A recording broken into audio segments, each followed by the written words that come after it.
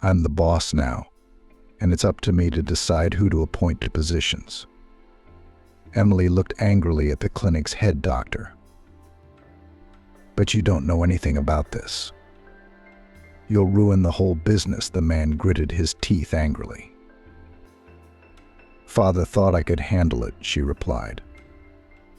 "And your opinion is secondary here. Speak it to someone else." Ever since she was a little girl, Emily had known Daddy was not to be disturbed. He has an important and complicated job. John Smith, a gifted surgeon, was the star of his course and was rapidly advancing in his career. One of the first in the region, he opened his own private clinic and then divorced Emily's mom. An ordinary kindergarten teacher, she no longer fit his status. Instead, girls of a certain kind, with long legs, plump lips, and luxurious hair, appeared next to her father. Of course, Emily's mother, Sarah, hard to survive the divorce. She forbade her daughter to communicate with her father. They saw each other rarely secretly. She didn't want to offend her mom. Emily, however, was also hurting from her dad leaving the family. At their school, the best in their town, it was not customary to be different from others. Most of her classmates were brought in expensive cars, and Emily walked to school in the rain and snow. Also, her father, though he paid child support, officially withdrew the money. Mom reluctantly saved her daughters for a better life. They lived on a teacher's salary while their peers wore fancy sweaters and bought gum in different flavors. Emily wore a trademark scratchy brown dress with a white collar. Her mom explained to her the main thing is what a person has inside in the soul, in the head, and the outside is superfluous, like beauty. Today you have it, tomorrow you don't.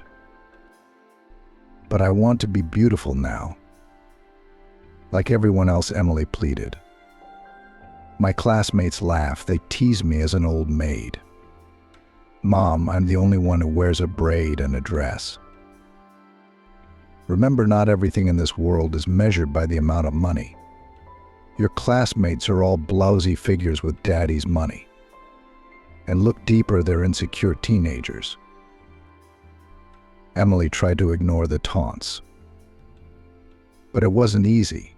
She remembered her high school years with a shudder for a long time to come. She never went to homecoming, studied after the 9th grade in the pedagogical school, and then went by the example of her mother teacher in a kindergarten. Emily kids just adored.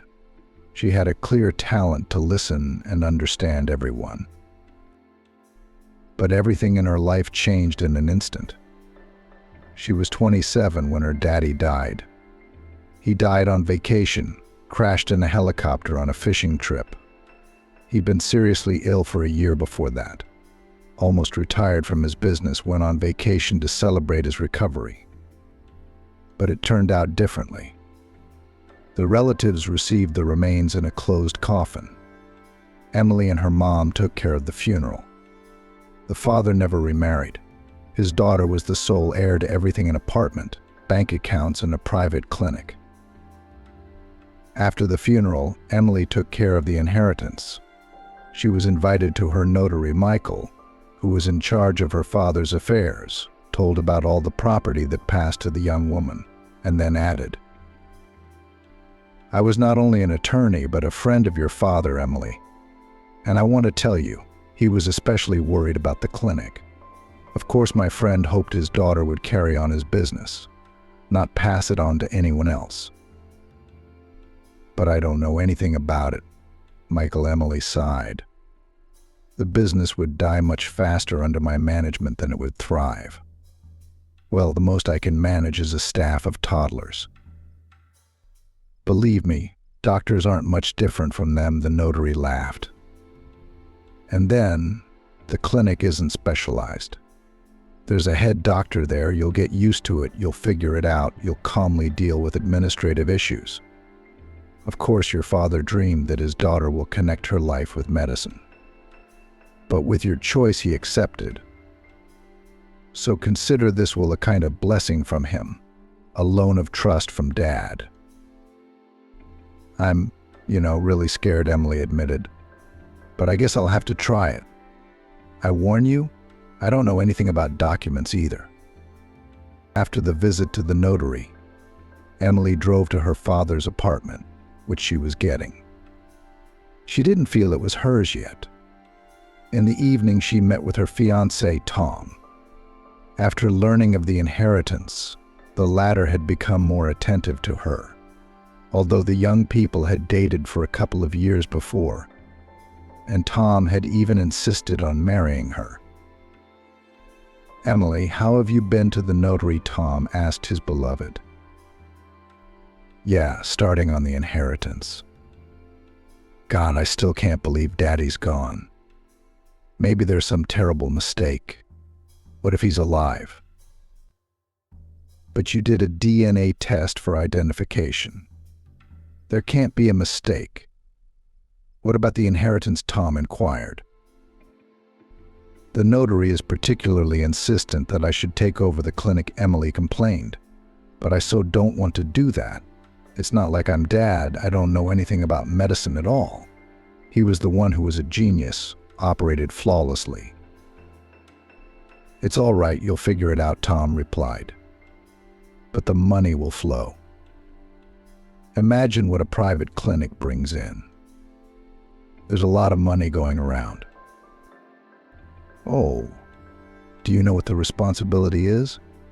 "Tom, I remember when Dad was always complaining about problems. He used to talk a lot about how difficult it was to manage a big team.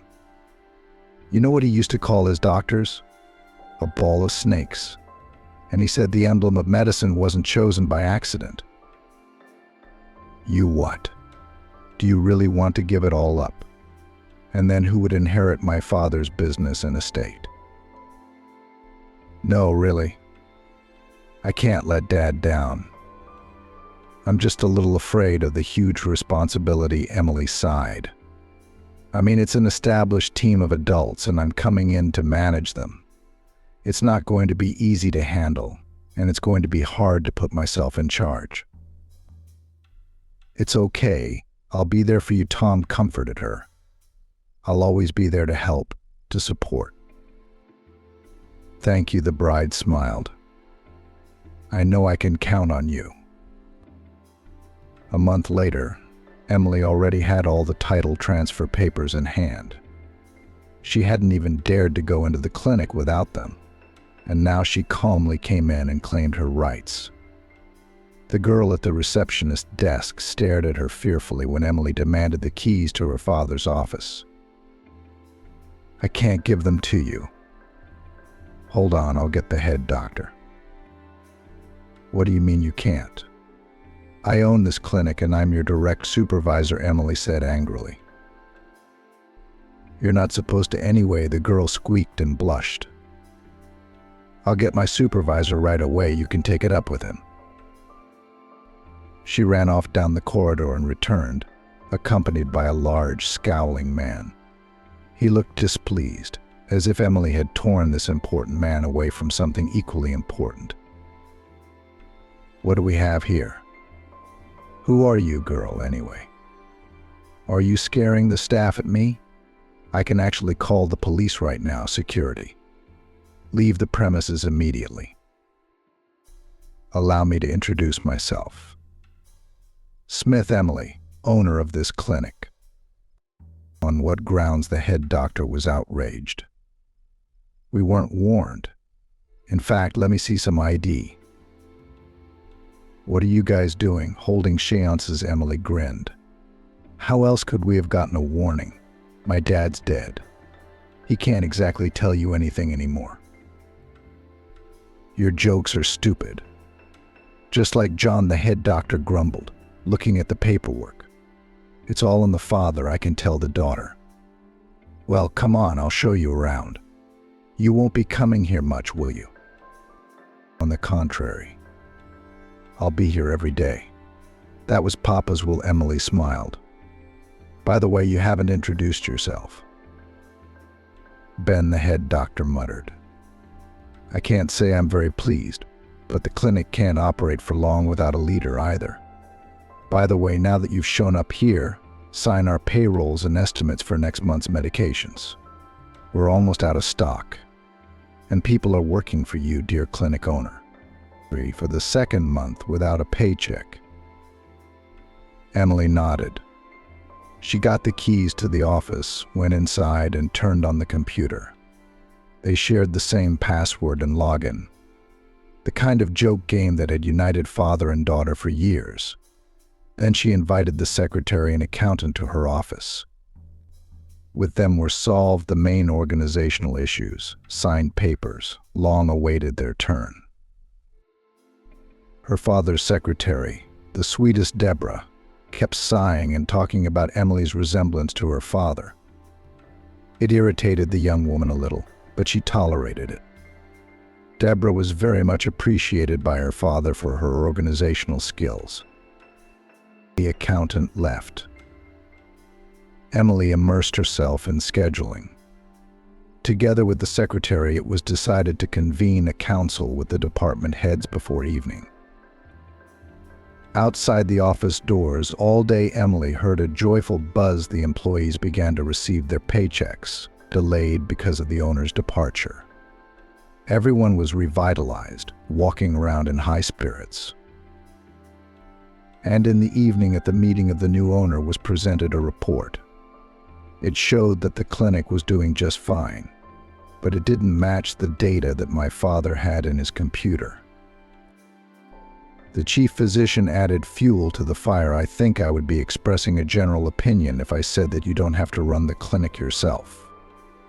This month has shown that we are doing quite well, and if you trust me to run it, you won't regret it.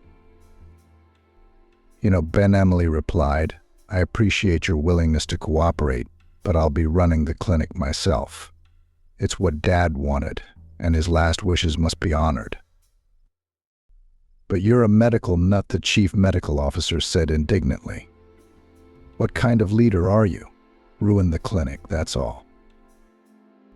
I dare say, Ben. Emily replied, you're also a doctor, not a manager. And my purview is not your purview at all. If you don't like something, please report to my office. By the way, the clinic will be fully audited this year. I'm warning everyone right away, so there won't be any surprises. I need to know. As the new owner, what a cat in a bag I got. Everyone left. Only the on-duty shift remained in the clinic, and Emily walked the corridors for a while, peering into the rooms. In one of the back rooms, she suddenly found a young girl setting up a cot. She was startled by Emily's appearance. Are you going to sleep here? Marveled the clinic owner. What do you mean? I'm sorry, treated the girl, almost crying. My name is Kelly. I work here as a nurse. You see, the landlady kicked me out with my stuff, and there was no paycheck. And without money, there's nowhere to go. I'm from out of town. I was working here at the state hospital, and then Ben called me. I was a paid nurse in his ward. And you have a medical background, clarified Emily. Yes, it's all about personnel. There's a copy of my diploma. You don't think I'm just really sleeping here because there's nowhere else? Ours laugh, of course. Well, I'm used to it. I've never been considered a human being. The daughter of alcoholics. What good is that? They may be small-minded, but I'm honest and efficient. Kelly, how do you think things are going at the clinic? Asked Emily unexpectedly, as someone on the inside of the situation. It's not my first day here, and things aren't great, to be honest, Kelly admitted. There's a shortage of medications, the equipment is aging, the CT scanner should have been repaired a long time ago, or better yet, scrapped. Doctors don't stick around. Well, except for the same, ready to gnaw on any occasion to organize. And the good ones are quickly left behind. Stats are attributed, they cover up mistakes. That's what they do in any hospital. But here, it's just like that. Wow. I got such a rosy picture of everything. Emily smiled. I suspected it wasn't all, and my dad told me about it, shared it. But for it to be this bad, I'm surprised. Okay, Kelly, good night. See you later. Wait, there's one more thing I wanted to tell you. The nurse stopped her. We had a guy admitted yesterday.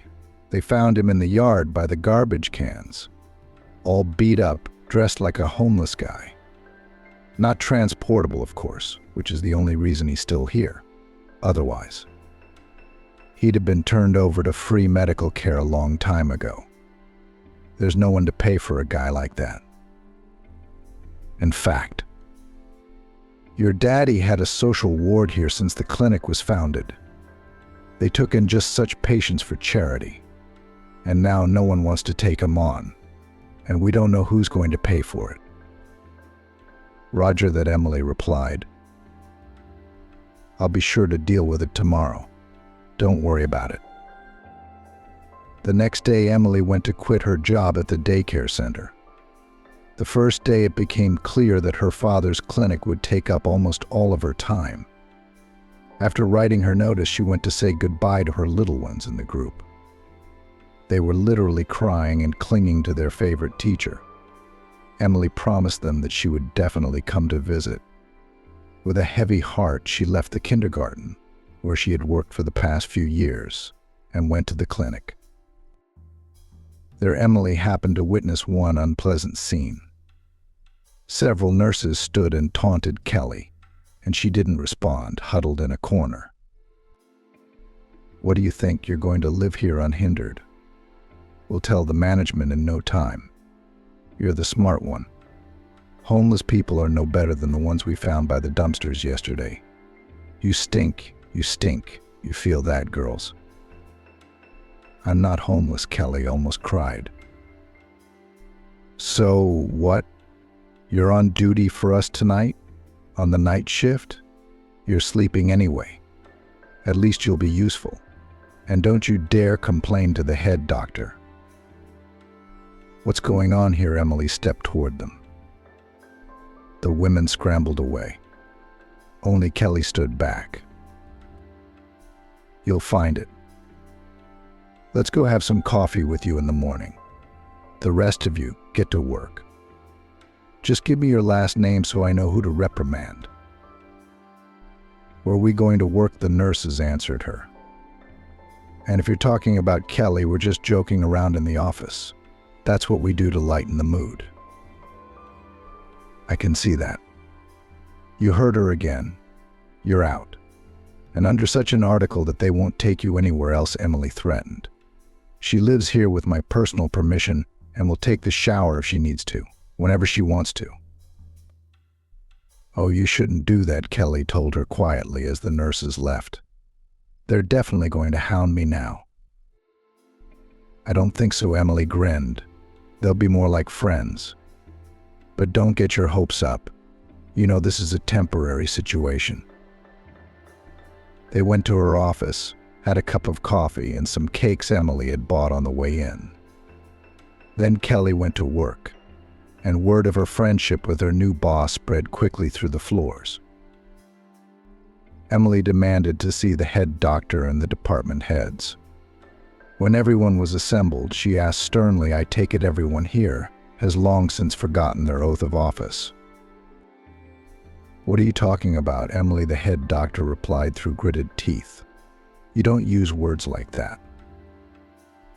Then how do you understand your behavior unworthy of the title of doctor? Ben, a patient with a complex of problems, is lying in the department for the third day, and no one's even going to treat him. Do we wait until he's dead and we get sued for not treating him? Come on, it's a homeless guy, the head doctor grinned. Who cares about him? Like me, Emily replied angrily, looking at him. What's your treatment plan? Oh, come on. Like you know anything about it, Ben continued to push his line. It's not going to die today, it's going to die tomorrow. There's a whole host of problems. Then do something about it, instead of making up stuff. In general, Ben, I'm very unhappy with you, Emily declared. Of course, while Dad was sick, everyone here relaxed. And then he died. And you can do anything you want. I'm warning you right away, it won't happen again. There's a consult at the patient's bedside in an hour. And don't tell me there's no way to save him. If this man dies, your careers and reputations will die too. I've said it all. What a bitch, just like her father, someone in the crowd hissed. But no one dared to argue. Leaving her office, Ben looked at the young woman with hatred. Who the hell was she? Just another upstart, the daughter of a rich daddy. And he, an honored doctor, should be jumping on his hind legs in front of her. Of course, her father's been ripped off. A lot. By all kinds of people. Ben himself had long had a big, successful business reselling drugs from the clinic. But now it seemed that source of easy money was coming to an end. An hour later, there was indeed a meeting at the patient's bedside. Almost all the doctors thought he was hopeless. It was necessary to appoint someone who would be responsible in case of a bad outcome. The choice fell on a young doctor named Kevin, a recent medical school graduate. You're the man for the job, said the head doctor. Prove you're worth something, or you're just taking up space on the staff. Yes, you get the money, but I'm afraid of hurting you, Kevin warned. You know? There's no room on him. Don't worry, colleague, I've got your back, replied Ben, who wasn't really looking to protect anyone. He just needed a convenient scapegoat. Kevin stayed in the room. He continued to examine the patient, made his appointments and dictated them to Kelly, asking her to pay special attention to the patient, even though she spent all her free time in the unnamed guy's room. There were no papers on him, and he wasn't conscious. Doctor, is he going to be okay? The mother asked. He's so young. I feel so sorry for the boy. I don't know. The beatings are bad. But we'll fight for him, Kevin replied optimistically. Keep an eye on the kid. Report any changes in his condition to me. If there's a chance, there's not much time. Within 24 hours, Jack, our unnamed one, will regain consciousness or die. By late afternoon, driving home, Emily realized how tired she was. Running the clinic took a lot of energy and left little time for a personal life, or even a semblance of one. At home, her fiancé Tom was waiting for her. Well, you're not taking care of yourself at all, he reprimanded her. I understand it's a new case, but you've got to manage your time. Tom, let's not lecture. I'm so tired, Emily begged her lover. Is there something you wanted? Of course, to see you. I miss you, Tom replied. And actually, let's get married. In official status, I'll be able to help you at the clinic. Oh, don't start, okay, Emily begged him. I'll do without outside help. It's my business. Daddy wanted his daughter to be the one to continue it. And for you, the clinic is just a huge, profitable business. That's not how it works. It's more complicated than that. All right, I'll stay out of it. What's stopping us from just getting married? Tom, please. I'm fine right now. I'm so tired, Emily pleaded. Just give me a chance to recover. The annoyed groom left, and Sarah began feeding her daughter and asking about how the day had gone. In between, she asked a question. What? Is he asking you to get married again? Yes. I'm tired of explaining to him that it's not the right time, Emily sighed. and he keeps insisting. Take your time, daughter. That Tom is so slippery. I've never liked him, and now that you're a bride with money, you have to be even more careful. Who knows what the groom's plans are? Mom, calm down. I'm in no hurry as it is, Sarah assured her daughter. That's it. I'm going to bed. Emily arrived at the clinic early in the morning, but didn't find Kelly in her cubbyhole. The emergency room said the girl was on duty at the bedside of an unnamed patient with the doctor. Emily went to the room. So how are we doing here today? She asked cheerfully. Is there any hope, or are we giving up? There's definitely one. Kelly's a wizard, the young doctor smiled at her. I'm going to have to ask you to write her a bonus. As it is, we're still a long way from an optimistic prognosis. But we've stabilized the patient. We'll keep treating her. That's good. Yesterday at the meeting they were telling me he was hopeless. Your name is Kevin, right? Yes, that's right. Report to me personally on the patient's condition on a daily basis. And you, Kelly, are under my personal orders to be assigned to this ward for the time being. Don't get distracted by the routine. There's someone in the clinic to take care of it. Kelly nodded in response, and Emily walked further into the office. A new day had begun with its surprises. 24 hours later, the very hopeless nameless came to his senses, opening his eyes. Kelly immediately rushed to call the doctor and Emily. They came in, assessed the guy's condition. He was clearly on the mend, though he couldn't speak clearly. You're doing great, Kevin. Emily smiled. It was easy to handle such a task. Would you like to take over the department? I need reliable, trustworthy people. I don't even have much experience, he said, embarrassed.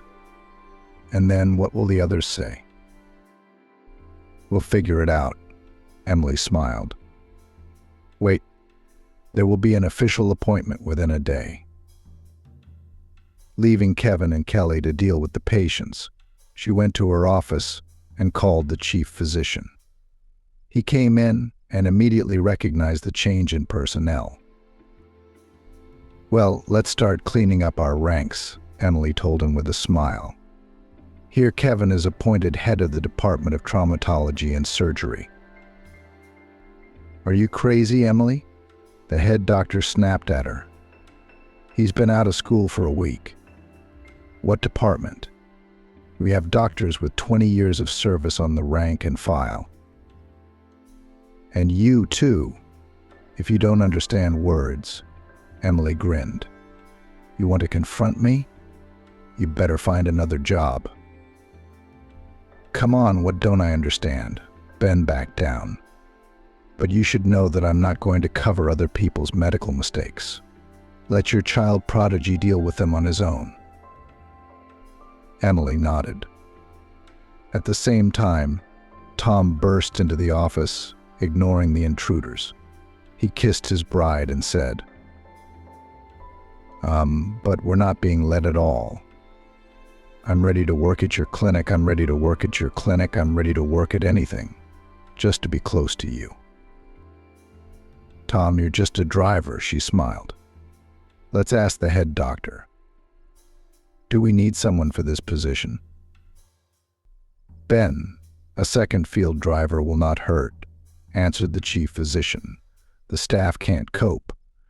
We often do home examinations after discharge and send medicines to patients as prescribed. Well then, so we'll do it that way. You'll be a driver for a while, Emily said. Go ahead and book it. I'll let HR know. I'll walk you out, Ben said. I hope you don't make him superintendent. You're kidding, Emily laughed. No, don't worry. It's all clear from the start.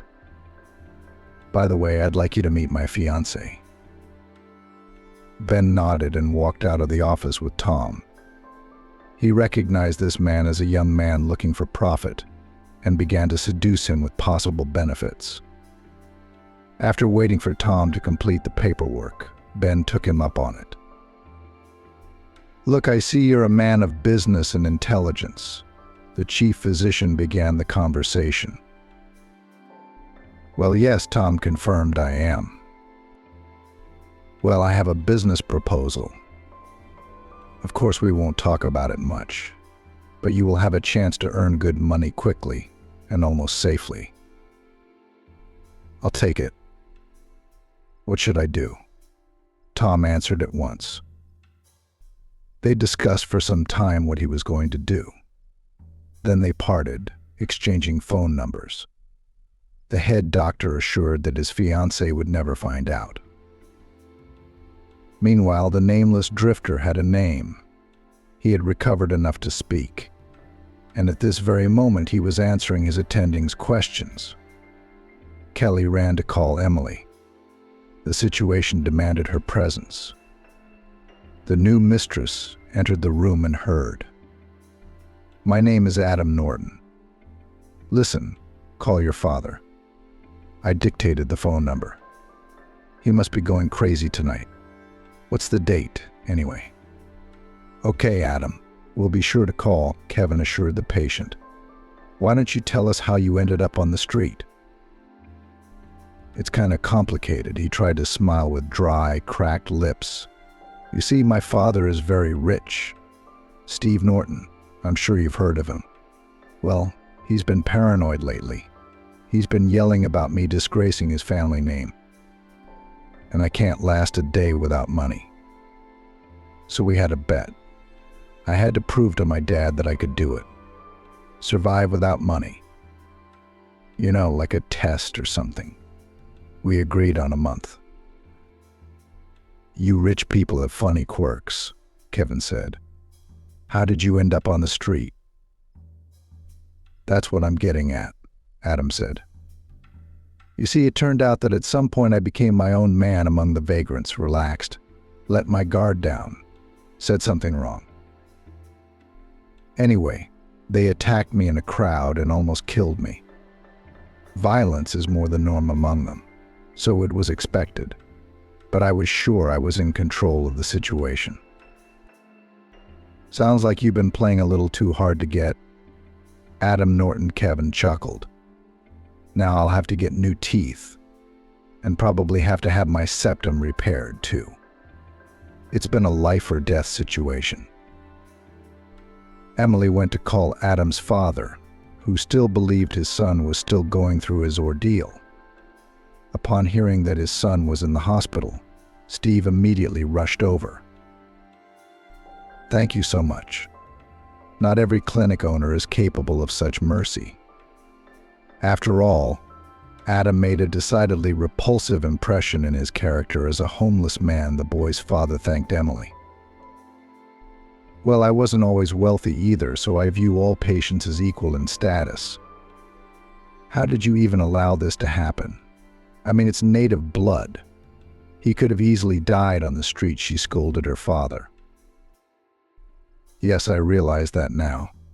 And in general, it was uneasy in my heart these days. The old fool decided to organize an inspection, and we should have just talked." "Well, you'll have time to mend relations," Emily smiled. "And I also want to ask you to be nice to Nurse Kelly. She did a lot to save Adam, literally never left his bedside.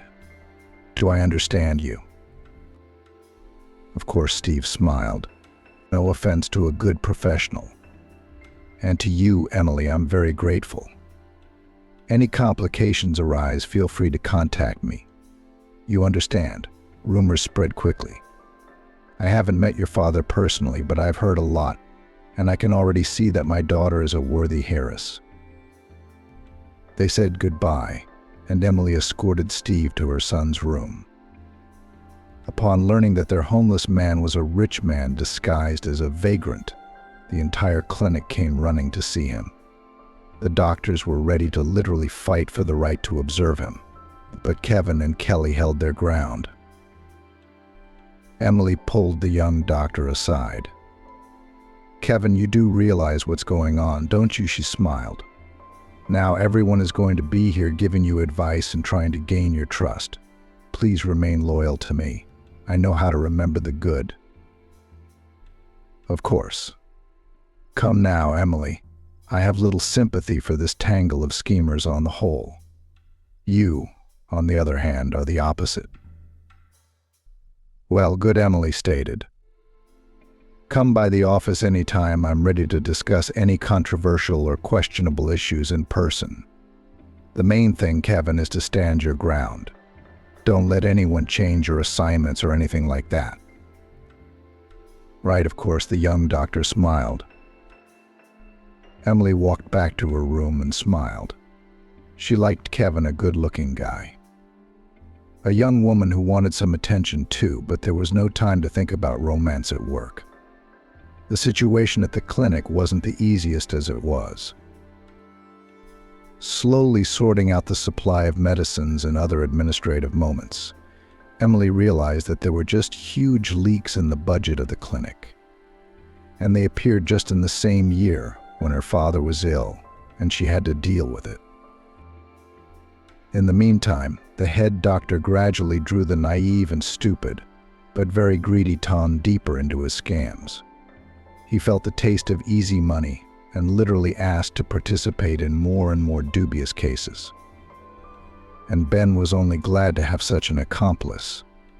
He'd planned to blame it on Tom if it all came to light. And he wasn't going to wait for an audit. The head doctor had plans of his own. He wanted to quickly change the clinic under the pretext of moving to another city and escape with the stolen goods. But these dreams were prevented from coming true by Kelly, a nurse, who was again habitually ignored by everyone. One day she caught the head doctor and the new driver for the realization of their plans. She was shocked at such brazen theft and had already gone to Emily's office in the morning. It's none of my business, of course, but the meds were just brought in. Ben and that new driver, Tom, are already hauling them out of the warehouse in boxes, Emily. Something has to be done. That's a lot of expensive medicine to account for. Who's going to be responsible for it in the end? They'll just write it off as expired again. Is that what they do in our clinic? Emily wondered. You see, I'm a complete novice at this sort of thing. Are you sure it was the new driver who was there? Well, yes. I saw them with my own eyes and heard the conversation, Kelly confirmed. Do you need proof? That would be nice. After all, words alone aren't going to be enough. And we've just scared off those thieves by checking the warehouse, Emily replied absent-mindedly. So the kids are something I need to think about for the first few minutes. It seemed to Emily that her fiancé was incapable of such treachery. But then she remembered how greedy Tom had been and realized it was just like him. All she had to do was figure out how to nail him. But Kelly helped with that again. A couple days later, she brought in her smartphone footage. The footage showed the head doctor and the driver dragging boxes out of the warehouse under the cover of night. Of course, the camera on the old smartphone wasn't great. But even this quality was enough to make the image quite distinguishable, and the people were easy to identify. That same morning, Emily summoned the couple to her office. Here's the thing, Ben, she began. You've been fired from your position as chief physician of my clinic and head of the plastic surgery department. Why should I be? The man was indignant. I will sue Try, but first you have to pay for all the damage you've done to the clinic over the years. We'll conduct a thorough audit of your activities together with an independent company, uncover all the schemes, including the write-off of usable medicines. And then we'll see where they'll take you with a list of transgressions like that. You don't want to ruin my career, shouted the chief physician. Aren't you taking on too much? Don't you get it yet, Ben? Emily asked tiredly. My career and reputation are already ruined. Nothing will ever be the same as it was before. And me, asked Tom. What about me and you'll leave as an accessory, Emily replied indifferently. Do you really think you can escape punishment? You'd be wrong. By the way, I'm severing our relationship too. You may be free in every way. But Emily, I wanted to secure our future together and save up for our wedding, the ex-fiancé yelled. And I already have a great plan, Emily smiled. Get out of here. Otherwise we'll have to call security. The breakup had hurt her ego. But the hardships of the last month at the clinic had already tempered Emily's character quite well. She went about her usual routine. For the position of chief physician called already retired friend of his father, Uncle Michael. He agreed to help her out by closing the vacancy that had suddenly opened up. Emily breathed a sigh of relief. She went around showing her father's friend his new property. And then Debra reported a visitor waiting outside her office, and there was Steve Norton, Adam's father. Hello. I think we're on the verge of being discharged, he smiled. Adam's feeling pretty good already. Might as well get some treatment at home. Too well. That's up to the doctor to decide. Talk to Kevin, Emily suggested. Adam's a free patient, and extra days in the ward won't cost you anything. That's not what I mean. Is it? Steve smiled. Just missing my son. He's the only one I've got left. Wife's dead. No other kids. Well, you'd avoid such dangerous games, then Emily reminded him. Yeah, I know, Steve answered himself.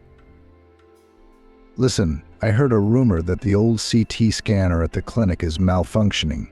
Yeah, there's that. Emily sighed. But you still haven't decided to buy one, have you? Do you have to sort out the costs first? I'm willing to donate it to you, Steve smiled. My company is in the business of supplying high-tech medical equipment. Wow, that would certainly be great, but we'll manage on our own, Emily replied. I've seen the prices on CT scanners. It's a lot of space. You saved my son's life. What's the score? Steve was indignant. Don't even argue. You'll have a CT scanner within a month. While Emily was dealing with an unexpected benefactor, the ex-fiancé was plotting revenge. He'd already made some acquaintances at the clinic. He'd even had an affair with one of the nurses, the one who'd treated Kelly the most. He was angry about the girl's affectionate friendship with the clinic owner and a new rich patient. Emily was very angry. In the evening she called Tom and began to tell him the news. Can you believe this upstart managed to get a new CT scanner from a sponsor? It's being paid for by some rich daddy. But how come? Why does she always get lucky out of the blue? Tom was indignant. What's that? Our Kelly is quietly flirting with this rich son of a bitch, sitting there cooing like lovebirds. The paychecks are trickling in. We're the ones who have to work our asses off, and she just sits around the ward, Tom said unfairly and ended the conversation. A plan for revenge was brewing in his head. His brother worked for a local newspaper, an online publication. A reporter had asked him to write an article ostensibly in the interview genre. It told Adam's story on Emily's behalf without names, but with many humiliating details and sordid details. The heroine of the fake interview was identified as the owner of the clinic. Of course, this infuriated Steve Norton. He made a scandal, and then in his heart took back all his promises. The upset father wanted to take Adam home, but the boy resisted it himself. He bonded with Kelly, Kevin, and Emily and believed the heiress's version of the story that she was set up with the article. They believed it without reservation. And Emily herself remembered where Tom's brother worked. Except that wasn't an argument for Steve. You see, it's not the CAT scan that offends me, Emily told her friends that evening, sitting in Adam's room. It's just that it's so easy to lie to anyone, and they can't prove anything. It's really disgusting. The scribblers are really getting naked, Kevin said indignantly. I'd sue that publication. Yeah, I already got the lawyers up. They removed the information from the site. And what's printed on the paper has gone to the people. But Tom, too, if we can prove his involvement in this case, will have to answer for defamation. I'm just embarrassed for you, Emily smiled guiltily. Come on, it happens. I wasn't very smart myself with that bet with my dad, the boy laughed. You could say I get it, deservedly so. Too bad you end up suffering too. Okay, I'm going to go now, guys. The auditors are coming tomorrow. We'll count the losses. It's already clear that this amount of money could have been used to buy more than one tomograph. I'm already terrified. Hang in there, Kevin put his arm around her shoulders. We're with you mentally. The damage assessment had indeed been tumultuous. It resulted in more than one police report. The former head doctor became a criminal case, and his accomplices included Tom, who had betrayed Emily. His mother even went to her son's ex-fiancée, crying, demanding to take back the statement, but Emily was adamant. She certainly had no pity for her wife. The same nurses who'd been harassing Kelly for years were also fired. They, too, had been involved in the doctor-in-chief's machinations. Emily ended up making Kevin the charge nurse on the ward. She had enough experience. Kelly had taken additional training to improve her skills and was now recruiting new staff on the ward herself. Adam had been discharged from the clinic, and he'd rented an apartment nearby where he'd put his mother. He took the girl under his wing. In public, they were extremely friendly. But Emily and Kevin knew the couple was already in a relationship. They had started dating themselves. Although Emily was slow to open up after Tom's betrayal, people were hard for her to trust. And while Emily was dealing with the problems of the clinic, her mother during the annual medical examination found a serious disease, a tumor requiring surgical intervention. At first, they thought she'd be fine without surgery. But the treatment wasn't working well. Sarah grew weaker. Watching her agony, Kevin advised, take her to our clinic. We'll take a look at her, keep an eye on her. Can you operate on her yourself? Emily asked. I only trust your judgment. Well, I'm not an oncologist. It takes a specialist, Kevin stretched out doubtfully. And then I don't have much surgical experience. And there are medical ethics too. In fact, we try not to take family and friends for surgeries. Come on, what's so stupid, superstitious? Emily took umbrage. I trust you. Mom does too.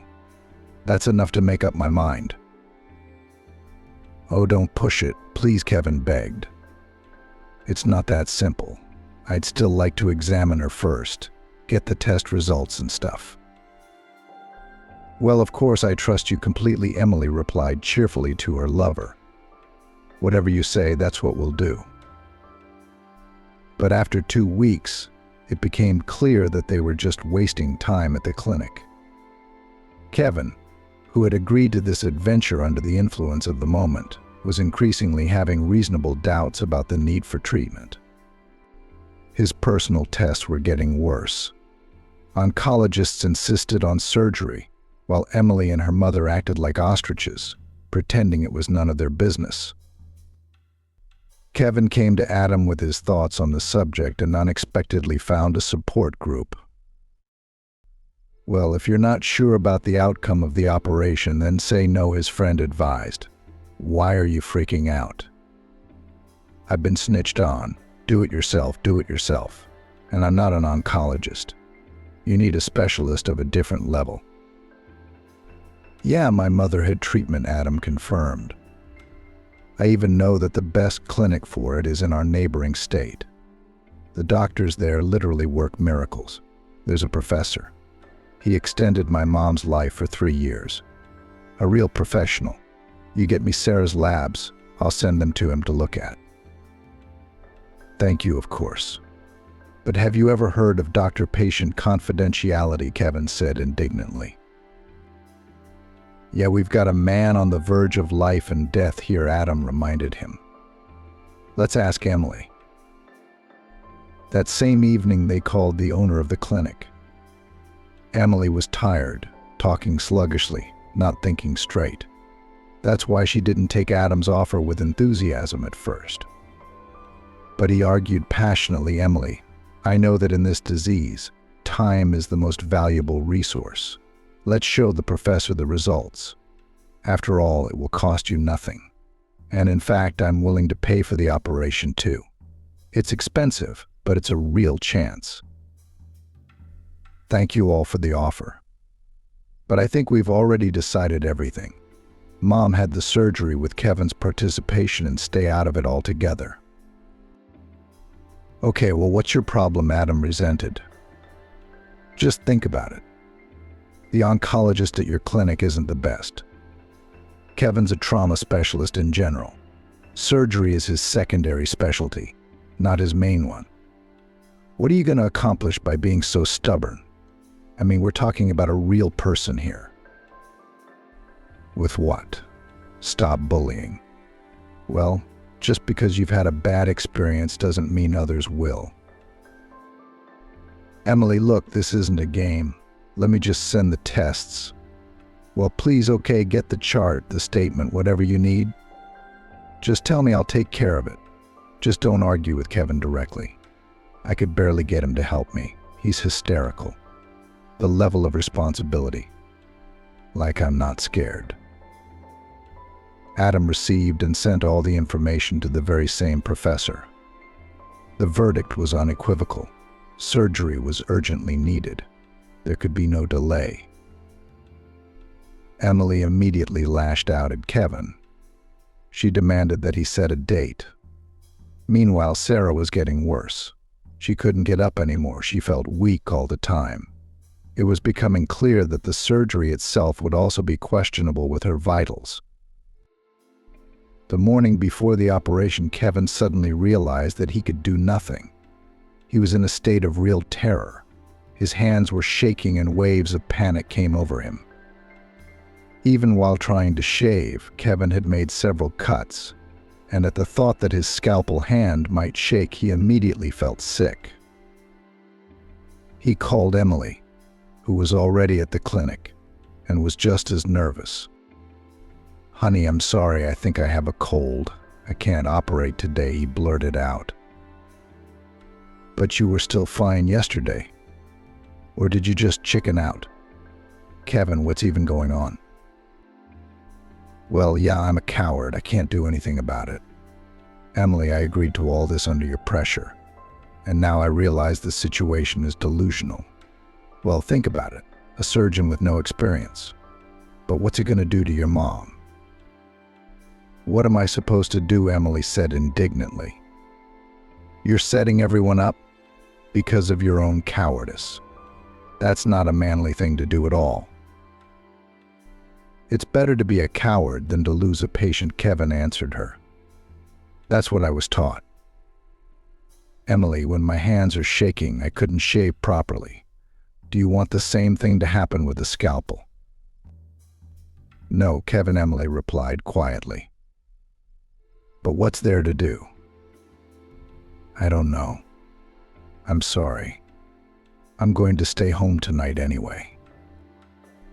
Emily hung up the phone and cried, realized that time was almost gone. Just then she got a call from Adam. So, has the surgery started? He asked. I'll be there to support you. It's not going to be anything, Emily sobbed into her voice. Kevin's hands are shaking. He's backed out. But it's for the best, Adam said confidently. I'll check with the professor right now to see if he'll take your mom's surgery. An hour later, he arrived at the clinic in person. His face was solemn and joyful. Anyway, the doctor said to take the patient away. He will see her himself today and schedule the operation. Well, in the next few days for sure. And don't worry about the money. I've already paid for everything from the room to the rehab. You're crazy, Emily cried again. Well, how are we going to arrange transportation? Bogging down the roads. Mom won't be able to bear it. Besides, it's a pretty long way to the neighboring region. Well, what can I tell you? Actually, I've ordered an air ambulance. It should arrive in a couple hours, Adam answered her. Emily, let's sign off. We need to get ready, and you need to get yourself organized. Wow. Well, yeah, she smiled weakly. Looks like you're my hero today. Adam smiled. Together they had organized Sarah's preparations for transportation rather quickly and intelligently. She fell into oblivion now and then. There was really no time to delay. A couple hours later, the helicopter arrived. Only the patient and her daughter were taken on board. Adam got in the car and drove off. 4 hours later, he was already in the courtyard of the clinic where that famous professor worked. In the waiting room, he found Emily. She was sitting almost exhausted. It turned out that after the examination, Emily was immediately taken to the surgery, which was still going on. 15 minutes later, Ben the doctor came out to see them. He greeted Adam like an old acquaintance and said that the operation had been successful. Mom had been sent to the ward in a sterile post-op box for now, and future prognosis depended solely on her body. Why did you take so long? Rebuked her doctor. In such cases, the disease progresses rapidly. But our oncologist said there was still time. Emily excused herself. Besides, I don't take my mom by the hand to the doctors, so they found out too late. Well, you should. You just have to take your elderly parents to the doctors, Ben replied. They're not always ready to go themselves. Emily nodded. She felt a huge sense of relief that the surgery was behind her. She and Adam headed to the coffee machine, then drove over and got a room for her at a nearby hotel. It was decided that Emily would stay in this town for at least a week. Adam promised her that he would keep her work at the clinic under his supervision. In the evening, Kevin called. Do you hate me now? He asked. I'm a wimp and a wimp. That's what I am. Oh, come on. Our oncologists overlooked a lot of things too. It doesn't matter now. Mom's out of surgery. She's even recovered from the anesthesia. What's going to happen to us next? Kevin asked. Will the relationship continue or what? Let's take a break for now, Emily suggested. I don't have time for lovemaking and fighting anyway. I need to get my mom back on her feet. That's the most important thing. Everything else comes later. You're dumping me, Kevin declared. Or maybe the surgery is just an excuse. Have you even wanted to break up for a long time? Are you delusional? Emily asked. That's it. Sorry. I don't have time. My mom's calling. She hung up the phone and Kevin went to get on night duty.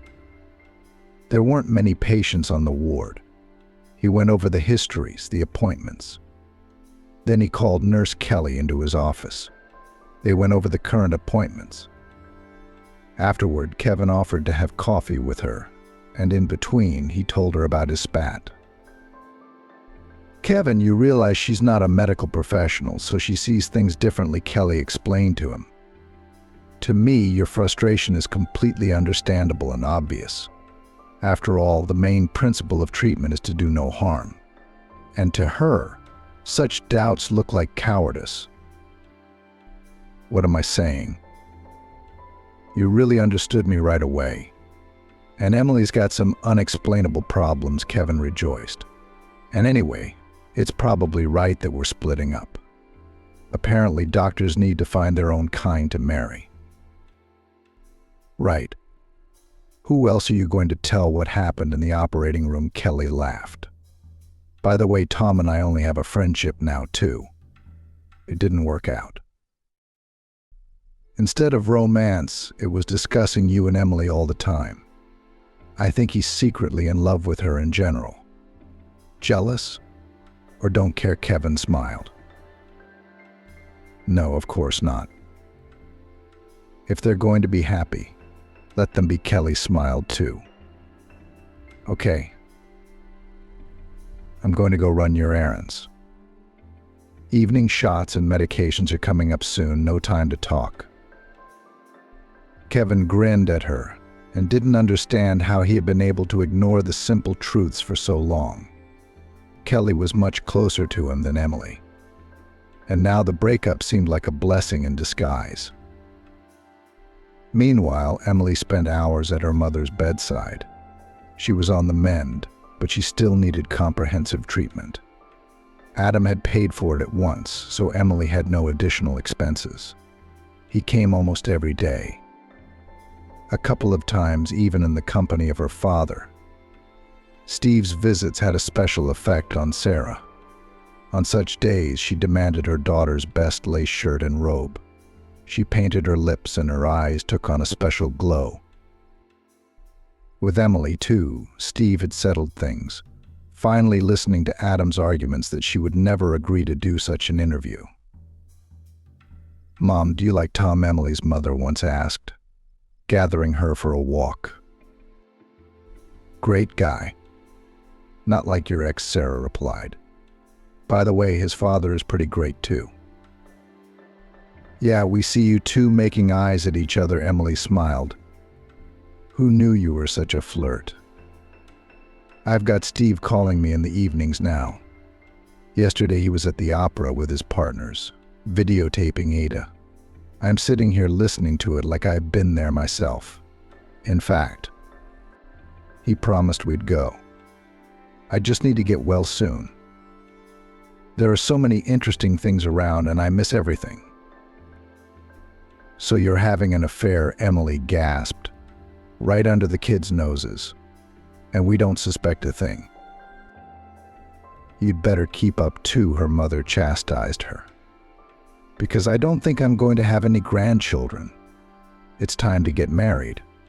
If you don't figure it out for yourself, I'll hint it to Adam. I'll have to take it into my own hands." "Well, no, we'll do it ourselves," the daughter replied. That evening, she and Adam marveled at their blindness. He, of course, had noticed that Dad had changed, but he hadn't paid much attention to it. And it turned out that Steve had taken a fancy to Emily Mommy. "Now we have to get ahead of them," Emily said. "Get married first," Adam laughed. "Otherwise you'll be related to me. And in that case, it's kind of not very pretty to get married anymore. I propose." "I accept," laughed Emily. "Where's the ring?" Adam twisted something that looked like a circle out of the grass stalks. "This one for now. The real one will be too. Give me some time to think about it. Because I'm a fickle girl. I'll be in the hospital a little longer and I'll marry Professor Komutov for sure." When Sarah was discharged, everyone returned to their hometown. Things at the clinic, thanks to the new head doctor, were going fine, almost without requiring Emily's intervention. Mom moved almost immediately from her and her daughter's modest apartment to Steve's multi-room country house. Adam and Emily settled into the apartment they had inherited from their father and began preparing for the wedding. Upon hearing about it, Kevin and Kelly suggested that they have a couple's ceremony. Everyone was thrilled with the idea. The women immediately began to make plans for the organization of the event, the place, the decor, to look at styles of wedding dresses. Kevin and Adam just laughed. But they did not argue with their lovers and agreed to the appointed day. Both couples signed in the registry office and then married. To the altar, Emily was led by Adam's father. On the holiday walked almost all the employees of the clinic. and those who stayed on duty were sent a piece of wedding cake in beautiful boxes. Looking at her happy daughter, Sarah herself was ready to take another risk and get married. And when she caught one of the bride's bouquets, everyone laughed with relief. Now it was safe to blame the coming marriage on a well-known unknown man. But not only fun accompanied Emily's everyday life. She was getting deeper and deeper into the life of the clinic, and even went to get additional management training. She was sure to need it in business. Kelly also enrolled in medical school. At her husband's urging, she wanted to become a pediatrician. The former head doctor of the clinic and his accomplices were put on trial. The man received the maximum penalty for his embezzlement. Ben's theft was too brazen. He begged for reconciliation, but Emily was adamant. This man, who almost ruined her father's business, hardly deserved leniency. Tom, on the other hand, got a lesser sentence in juvie, and vice versa, showered Emily with curses, blaming her for his failures. And after learning that the former lover is already married, and in general, as if off the chain snapped, but his hysterics, no one was no longer interested. After all, young families were waiting for a new addition.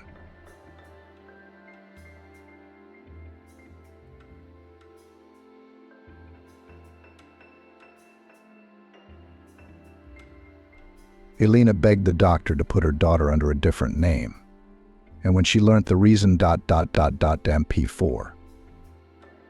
Helen once again admired the sunset, sitting on the shore of the lake. The girl invariably had a paintbrush in her hands and an easel standing nearby. Spending time painting, she lost track of time, completely immersed in her pastime of drawing a love from her early childhood.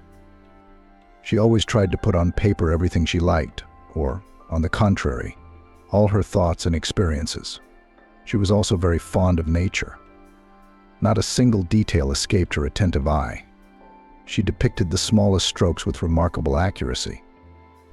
Helen's mom could always tell what mood her daughter was in. After all, her paintings and drawings spoke more eloquently than words.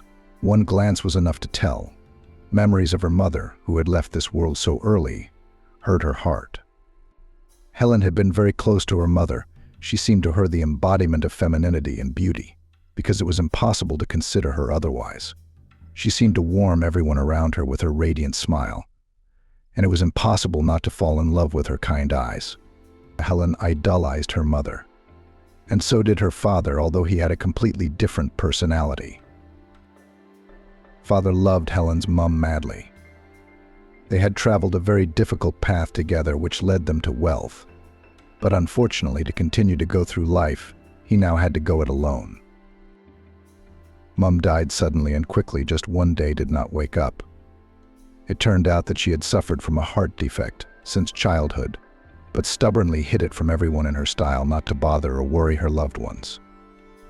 Therefore, no one even suspected of the disease. Helen still remembered that terrible day when her mother was gone, how her father screamed when he found his wife dead. The girl from fear crammed into the wardrobe and did not come out of there until the evening. The realization that she would never have her mother in her life came much later, when she and her father had to set up their lives together. Her relationship with her father was much more complicated, although Helen respected and obeyed him immensely. "Hello, Helen." Missy Kate was a kind woman. As she was quite lonely, she was happy to stay with this family. All the more so because she adored the girl. Helen was also very fond of Mrs. Kate, and after her mother's death she grew especially fond of her. And today Mrs. Kate was the first to meet the girl after her walk. "Where have you been?" "Father will be back soon," she said. I was so enchanted by the sunset that I could hardly tear myself away. Helen smiled dreamily. Dreamer. The woman hugged her affectionately. "Go get changed and come down for dinner." After showering and tidying up, Helen went down to the living room where her father was already waiting for her. "Hello, daughter. Will you join me for dinner?" he asked, as if Helen had never done so before. "Of course, Papa," she replied affectionately, and followed her father. Mrs. Kate, too, was present at dinner as a very real member of the family. In spite of her strictness, Mr. Sam Smith respected her immensely. "Your birthday is coming up," said the father. "I have a surprise for you." What kind of surprise? Helen tensed. It always alarmed her when her father started talking in riddles, hurrying things along. "There are still 2 months until your birthday. You'll find out a little later. Right now, you have to pass the session." Father continued the meal in silence. That meant the conversation was over. No one present dared to break the silence, for he was very annoyed by the noise at the table. Helen looked sadly at the portrait of her mother that stood nearby on the shelf. The woman was smiling a radiant smile. Mum was the complete opposite of her father. She was always fun and easy to be with. And father was much softer under the influence of the charms of his charming wife. Lately he had become simply unbearable. Deep down, Helen was even afraid of him. She had learned from Mrs. Kate that her father had serious business problems. That explained his irritability. Finished with dinner, the girl went to her room. Soon to be 19, and she had never had a relationship with a guy. Though where would they come from if her father controlled her every move? Immersed in her unhappy thoughts, she flinched when she heard the phone ring. "My girl, hello, how are you?" It was her favorite aunt, her mother's sister. "I'm fine," Helen replied sadly, but then, when she realized it, she asked cheerfully, "And how are you? 1,000 years have not seen you. I missed you very much." Helen tried to hide the excitement of the call. Memories of her mum broke her soul again. She remembered how they had visited Aunt Emma in the village, and the time spent there had been one of her happiest childhood memories. "That's why I'm calling." Aunt Emma's voice was still happy and cheerful. "Anyway, I'm inviting you to come and visit me for the summer. They say the summer will be hot. We'll go swimming together at the river." But as the question hung in the air, and Helen already saw herself in the village, to give an answer without consulting her father, it would be rash. "Shit, I've got a session to get through. Only then I might be able to come. And I have to agree with my dad." She heard a sigh of disappointment on the other end of the line. "But don't worry, I'll do my best." Helen tried to cheer up Aunt Emma. They agreed that Helen would call next week and said goodbye. From the village, Helen had always envied the people who lived there. Of course, they had to work much harder than city people, and the labor was mostly physical, but how much beauty they saw every day. A wide river full of fish, vast forests with their gifts, fields surrounding the village on almost all sides, a holy spring gushing from the ground. Helen had come to the little town for the summer to visit her aunt and Mrs. Kate. It had been a long time since she had been in these parts, where she had spent a happy childhood. Nature, springs with crystal clear water, memories came over the girl. For the last few years, Helen had felt lonely. Her father, Mr. Sam Smith, was absorbed in his work, trying to forget himself in it after the death of his wife. Aunt Emma often phoned her niece, especially after the loss of her sister, trying to support her morally, although she was going through grief herself. But Helen needed someone close to her, whose warmth she could feel, who needed her. The school term was coming to an end, bringing closer the inevitable conversation with her father. Helen rehearsed the upcoming dialogue, berating herself for her fear of her own parent. She hadn't seen much of him lately. He was literally sleeping at work. One day the girl managed to catch her father at home. He was sitting in his study, immersed in his laptop, with disheveled hair and 3-day stubble. "Dad, can I talk to you?" Helen asked timidly, opening the door. Yes, come in," Mr. Smith replied absent-mindedly, keeping his eyes on the screen. Helen sat down in the chair opposite. "Aunt Emma called yesterday," she began quietly. "It's good that she doesn't forget you. How's she doing?" Dad replied, not taking his eyes off the monitor. "She's fine. But she suggested something to me, and I wanted to discuss it with you," Helen exhaled. "Discuss it?" Mr. Smith finally pulled himself away from his work and raised his eyebrows questioningly. "All right, I'm listening." "Aunt Emma has offered to stay with her this summer, and I'd like that very much. If you don't mind." Father thought for a moment. "All right, go have fun. But on one condition, you have to be home by your birthday. I hope you haven't forgotten that we're going to have a big party." Helen couldn't believe her happiness. She hadn't even expected her father to agree. She jumped up, hugged her parent, and kissed him on the top of his head. Tears glistened in his eyes. "That's it. Go on, daughter. I have to work." Mr. Smith abruptly dismissed her, returning to the computer. Helen left the office feeling inexplicably sad.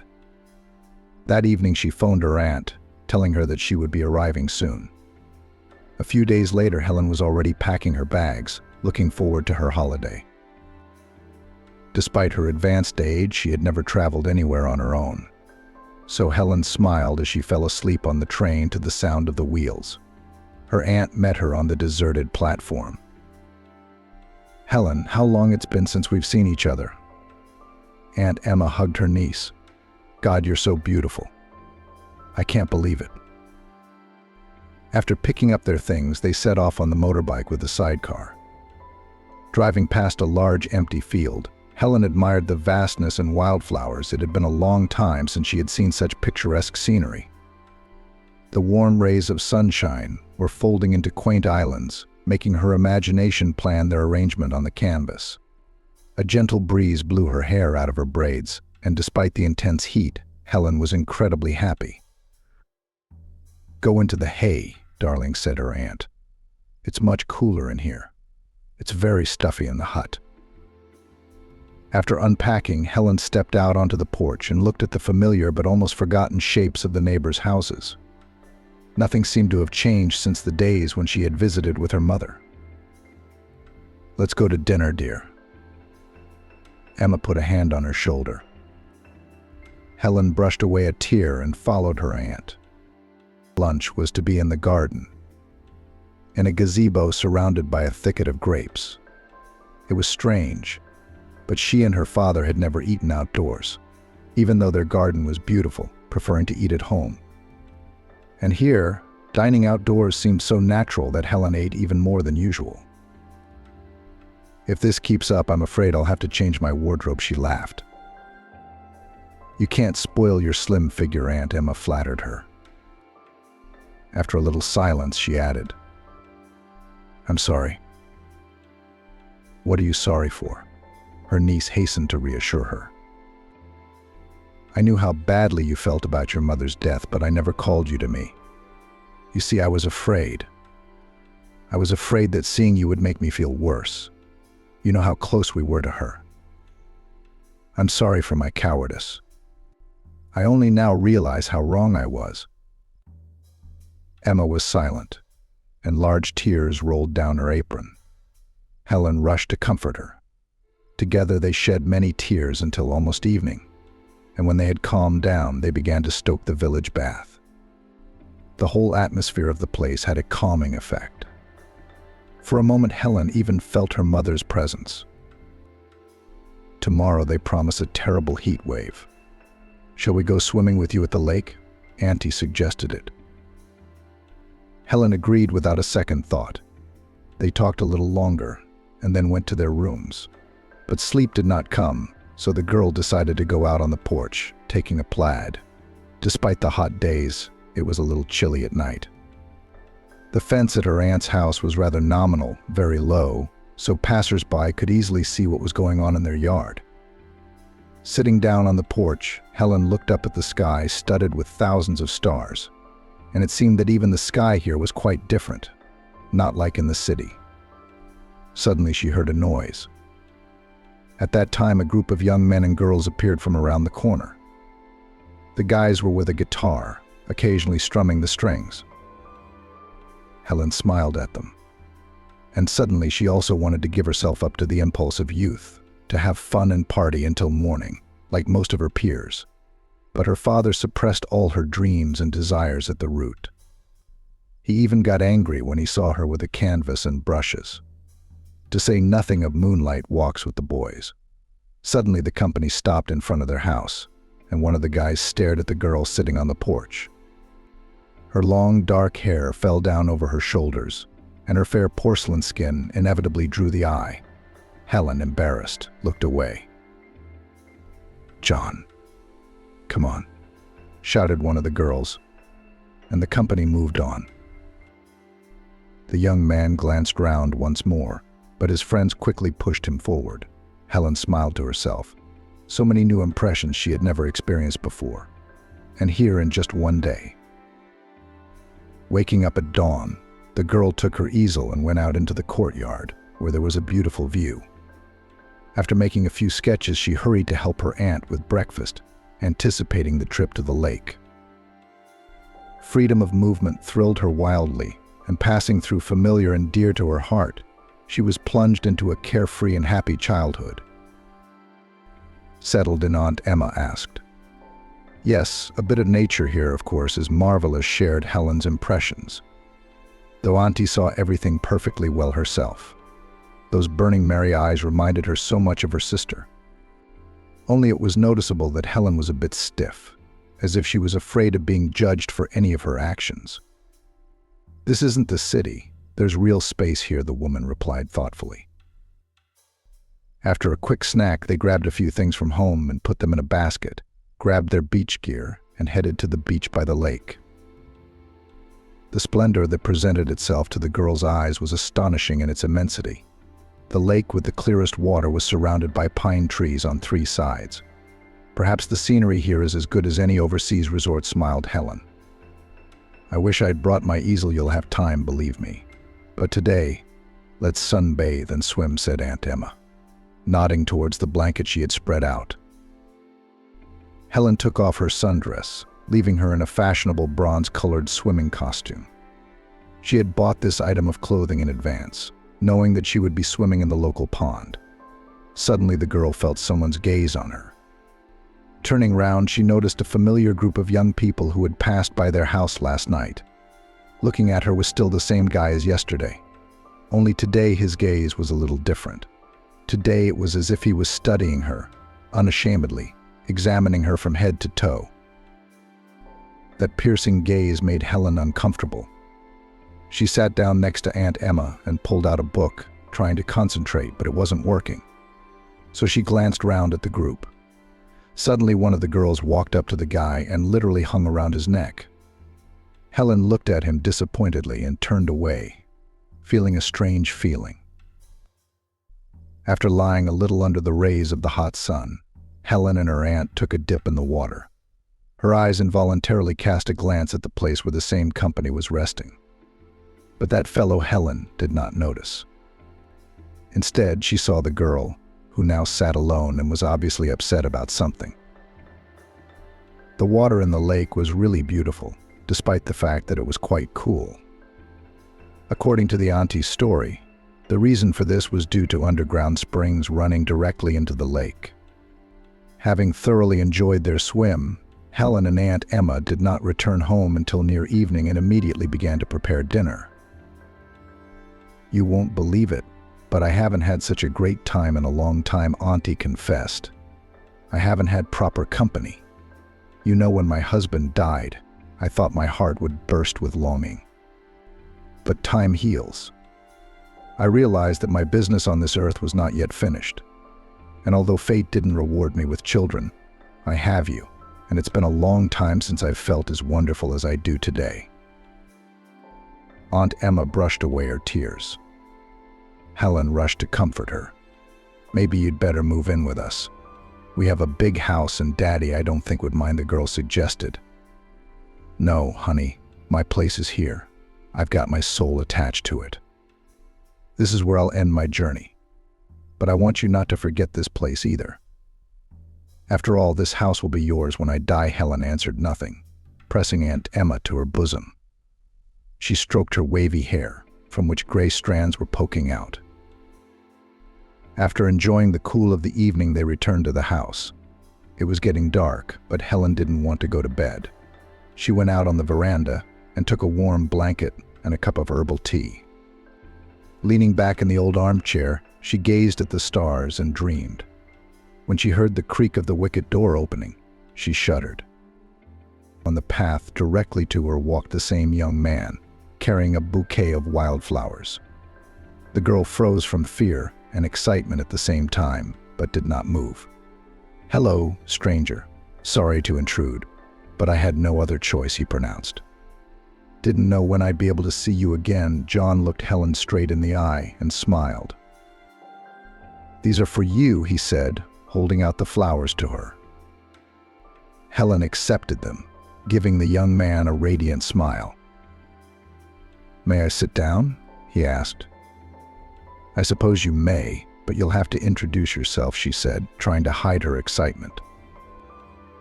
John, the young man, answered immediately. "And you are Helen, aren't you?" "How do you know?" she wondered. "I had to find out." The boy smiled. Helen noticed the shadows in the window of the dark room and knew that Mrs. Kate was watching them, but she did not interfere with their acquaintance. "Wouldn't your girlfriend be unhappy that you'd come here?" Helen decided to ask, for the question had been on her mind ever since she had seen them. "I've been cuddling with Anne for a month on the beach. I don't have a girlfriend. Anne's just a friend. We rent a house near you. For the second summer in a row, there are 5 of us, 3 guys and 2 girls. We're all studying together at one of the universities in town. And this place was an accident, but we fell in love with it unconditionally." John's voice was so pleasant that Helen was ready to listen to it all night. At last the tension between them disappeared, and Helen even dared to tell him briefly about her life. The time passed quickly, and they said goodbye when dawn was about to break. Helen immediately fell asleep in her cozy bed with thoughts of her new acquaintance. Meanwhile, John returned to the house where his friends were waiting for him. "How did it go?" Mr. Sam Smith asked. "Good girl. She seemed to like me. I think I'm going to win this argument," replied John. "We'll see," said Ben. He had put John up to the bet while they were at the lake. Noticing the look in his friend's eyes, he said, "Nice girl, but I don't think you'll get anywhere. She's not likely to turn her eyes on the average bloke. That girl's out of your league, bro." But John looked at her with burning eyes, unable to look away. He really did like her very much, but his friend's words hit the young and proud lad's ego. "You'll see, she'll be mine," he said eagerly. "Want to bet?" Ben immediately got into the game. They said nothing about the bet to the rest of their friends, and only Anne heard everything. She was very fond of John, and she was following him around, dreaming of getting him. But the boy seemed to ignore all her attempts to get closer to him. That evening she followed him and saw him go to Helen. Resentment and anger were very strong, but she tried not to give the appearance that she knew everything. Helen greeted the new day with the sun shining through the window. She stretched sweetly. She smiled as she remembered last night. "Wake up, sleepyhead. It's time for breakfast," her aunt called her affectionately. "5 minutes and I'll be ready," Helen said. She quickly slipped her feet into her slippers and hurried to the bathroom. After changing, she entered the kitchen when everything was ready for breakfast. "I'm sorry, I haven't helped you at all," she apologized. "Stop it. It's my pleasure to take care of you. You don't know how important it is to know that you have someone to take care of you," she said. Feeling that she might cry at any moment, she decided to change the subject.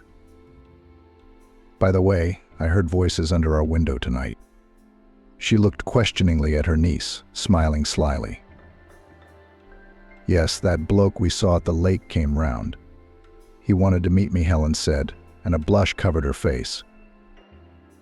"Well, I hope he succeeded," replied the aunt. "He did," she said, blushing even more. "Only I don't know how to behave with boys," she confessed. You don't need to know anything. If you like him, you should behave as your heart tells you. Just be yourself, the woman replied. At 12, they had a lot of things to do, so Helen was only able to free herself by evening. And just as she entered the house, she heard a quiet knock on the door. Opening it, she froze in place. Helen was sitting on the veranda with Mrs. Emma when John came up to them with a bouquet of wildflowers in his hands.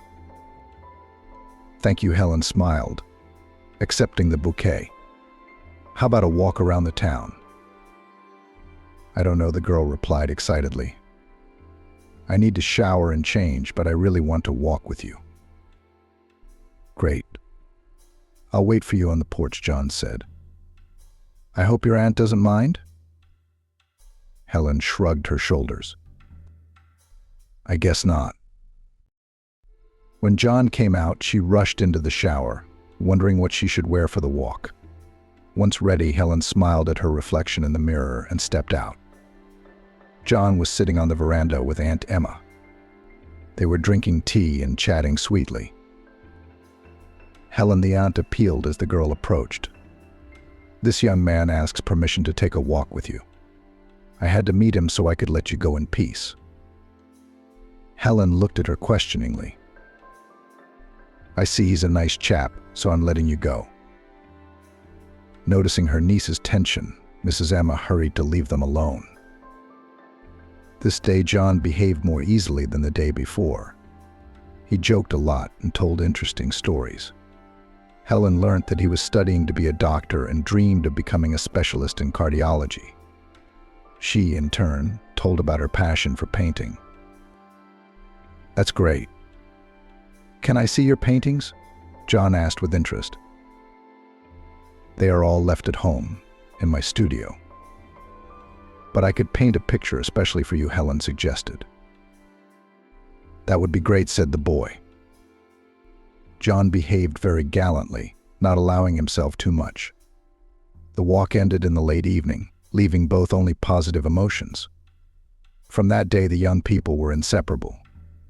John had been picking up Helen since morning. They returned sometimes in the morning. Mrs. Emma did not hinder their meetings. On the contrary, she liked John very much. Besides, she could see that her niece was truly in love. Helen felt that John was her man, and even if he was not rich, that was not the main thing. The main thing she realized was that he had the same feelings for her. Of course, her father may be against their relationship, but Helen tried not to think about it and just enjoy communication with her beloved. The couple often discussed joint plans for the future, where they could no longer imagine themselves apart. "It's the first time I've been like this," said John, sitting on the shore of the lake, which has become their favorite place for dates. "I can't be without you for a minute. I've had other girls before, but this is nothing like what I feel for you." John pulled Helen to him and kissed her gently. "What about Anne? Did you go out with her too?" the girl asked with a smile. "No, although I know her desire to be with me. But now I don't need anyone but you," the boy said, looking Helen straight in the eyes. "I will love you always. No matter what happens," he whispered, not taking his eyes off her. The girl was a little embarrassed, for it was the first time she had heard such words. Nevertheless, the holiday was coming to an end, bringing closer the time of the inevitable parting with her beloved and with this beautiful place. It seemed as if Helen had never really lived before this trip. Although she and John had agreed to meet as soon as they arrived, an inexplicable sadness never left her. "Tonight is our last night. You'll be gone tomorrow," John said sadly. "You make it sound like we'll never see each other again," Helen smiled, snuggling into the boy who was the most important person in her life. They were sitting on a hill surrounded by pine trees. They had a beautiful view of their favorite lake. John had brought a blanket and a basket of picnic supplies. "I love you very much," he said, "as much as I possibly can." Helen looked John straight in the eye as she confessed her love. There was no doubt of her sincerity. She gently touched his lips with her own, pressing herself against him. That was the day they decided to spend the night together. It was their last meeting. This time their date didn't end until dawn, and in the evening Helen already had a train ticket. "I'll definitely come to see you off," John whispered goodbye. As she packed her things, Helen remembered her promise to give John the painting. By the way, it was ready. She wanted to leave him something to remember it by. Slowly gathering herself, the girl grabbed the gift and headed towards the house where John and his friends lived. As she got closer, Helen felt an incomprehensible excitement, but continued on her way. The door was opened for her by Anne. "Could you get John for me, please?" Helen asked. "John's gone to town. Didn't you know?" Anne looked at the bewildered Helen with undisguised gloating. "Why should he have to answer to you, though? Who are you? He got everything he wanted from you." The girl laughed. "I don't know what you're talking about." Helen sat down on the bench outside the house, feeling her legs shaking from the sudden realization. "What's there to understand?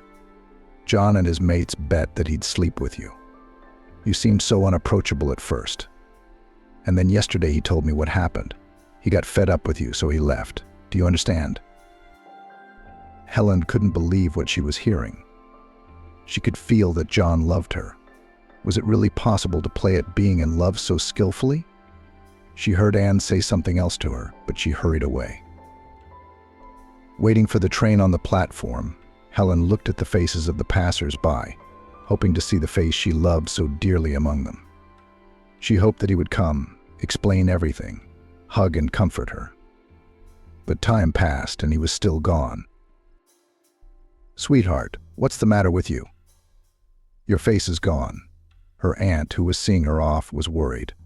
Of course she understood who her niece was looking for in the crowd. "It's all right. It's all right. Thank you for a wonderful holiday. If it hadn't been for you." Helen stammered and cried, throwing herself around her aunt's neck. A few minutes later, they heard the announcement of an incoming train and hurriedly calmed down. V. He never came. Helen's mind was spinning as the train moved off. So Anne was telling the truth, she concluded. She had time to think about it. Eventually, she realized that everything had happened exactly as Anne had said. How else would she have known about their intimacy the day before? Thinking about the fact that John had told his friends about it with ease, perhaps in great detail, was vile and disgusting. How could he? Resentment was slowly being replaced by anger. Her father's driver was waiting for her on the platform and carefully put her things into the car. At home, she was met by the usual cold silence. It even seemed to Helen that the holiday had been just a dream. A note from her father on the table in her room said she would see him tonight and have some important conversation. Glancing at the portrait of her mother on the shelf, Helen barely held back tears. Suddenly she realized that she had no one at all to share her worries with. A little later, Mrs. Kate came in. She missed her pupil sincerely, and so did Helen. But there was something about her behavior that was unsettling. The woman cast pitying glances in Helen's direction, and when asked, she was careful to change the subject. Her father came late in the evening when Helen had given up hope of waiting for him and was about to go to bed. He knocked gently on the door of her room. "Are you awake?" he asked, and receiving a negative answer, entered quietly. As Helen sat down in the armchair opposite her daughter, she realized that she missed her father very much. For a moment she wanted to throw herself into his arms, to cuddle like a little girl. But when she assessed the situation, she changed her mind. Her father hadn't seen her in almost 2 months, and not a single muscle in his face betrayed any emotion when they met. Helen's heart clenched as she glanced at her mother's photo. Helen dared to ask, "What did you want to talk to me about?" "Your birthday is coming up," said her father. "I've decided to organize an evening at the Count's restaurant. There will be a lot of important people there. I'll introduce you to a lot of people." "Thank you. But why do I need these people?" The girl timidly objected. I'd rather celebrate my birthday with my family. That's out of the question. I've made up my mind. Besides, the preparations for the party are in full swing. You have to outshine everyone. You have time to get ready. My father got up and headed for the door. Good night, he said and walked out. Helen sat down with her legs tucked up. Her phone vibrated, announcing an incoming message. It was from Aunt Emma. She was worried. Helen smiled. She hadn't received such warmth in a long time. Communicating with her aunt helped to take her mind off her unpleasant thoughts for a while. Saying goodbye, the girl fell into a deep sleep. The new morning greeted her with drizzling rain and cold wind. The sky was covered with bulky gray clouds, giving no chance for a single ray of light to shine through. Helen sighed heavily as she looked out the window. The weather completely reflected the state of her soul. Every minute she thought of John and what he had done. Her heart leapt out of her chest and tears welled up in her eyes at the memory of him. Wrapping herself in a warm blanket, Helen went to her little workshop. There she was finally able to distract herself. Taking in her hands brushes and paints, the girl plunged into painting. Remembering the native features of the face, Helen wrote a portrait of her lover, who broke her heart. Helen did not notice how the time flew by. She woke up only when she heard the sound of the front door opening and her father's loud voice. Helen looked down and was startled to see that her father had clearly been drinking, as evidenced by his awkward movements and his extremely wrinkled and unkempt appearance. I said no, all right, Mr. Sam Smith shouted. To sell the factory is to admit bankruptcy. I'll find a way out. Helen tried not to let her father see her like this. It was the first time she'd ever seen him drunk in her life. Something terrible must have happened, Helen thought. She couldn't explain her father's behavior otherwise. Slowly, the girl made her way to the kitchen, so as not to run into her father. She began to wait for Mrs. Kate. Helen, what are you doing here at this hour? The woman asked with a surprised raised eyebrow as she entered the kitchen. I need to talk to you. Did you see the state your father came in? Yes, but you shouldn't worry about that. He's been a little overworked lately.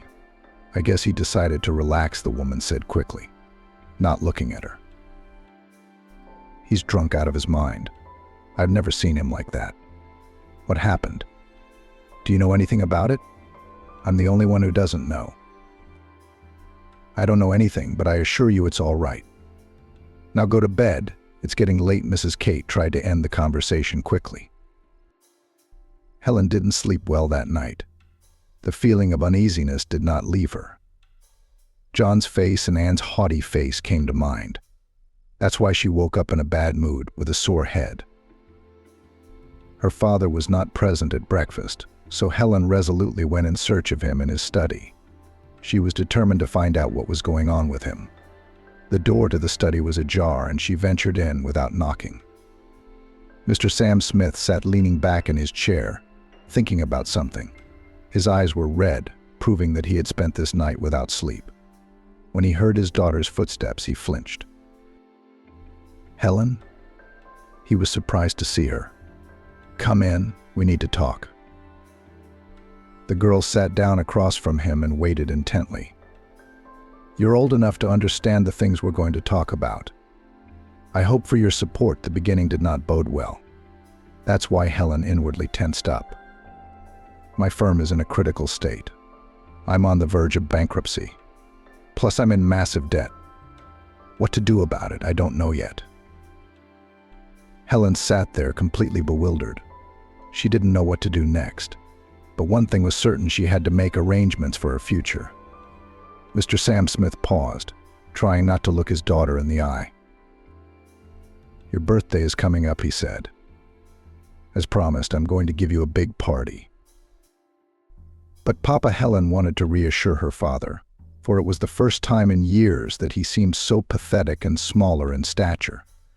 She wanted to argue that she didn't need this holiday at all, that it wasn't worth spending money on it, which was scarce now. But her father interrupted her sharply.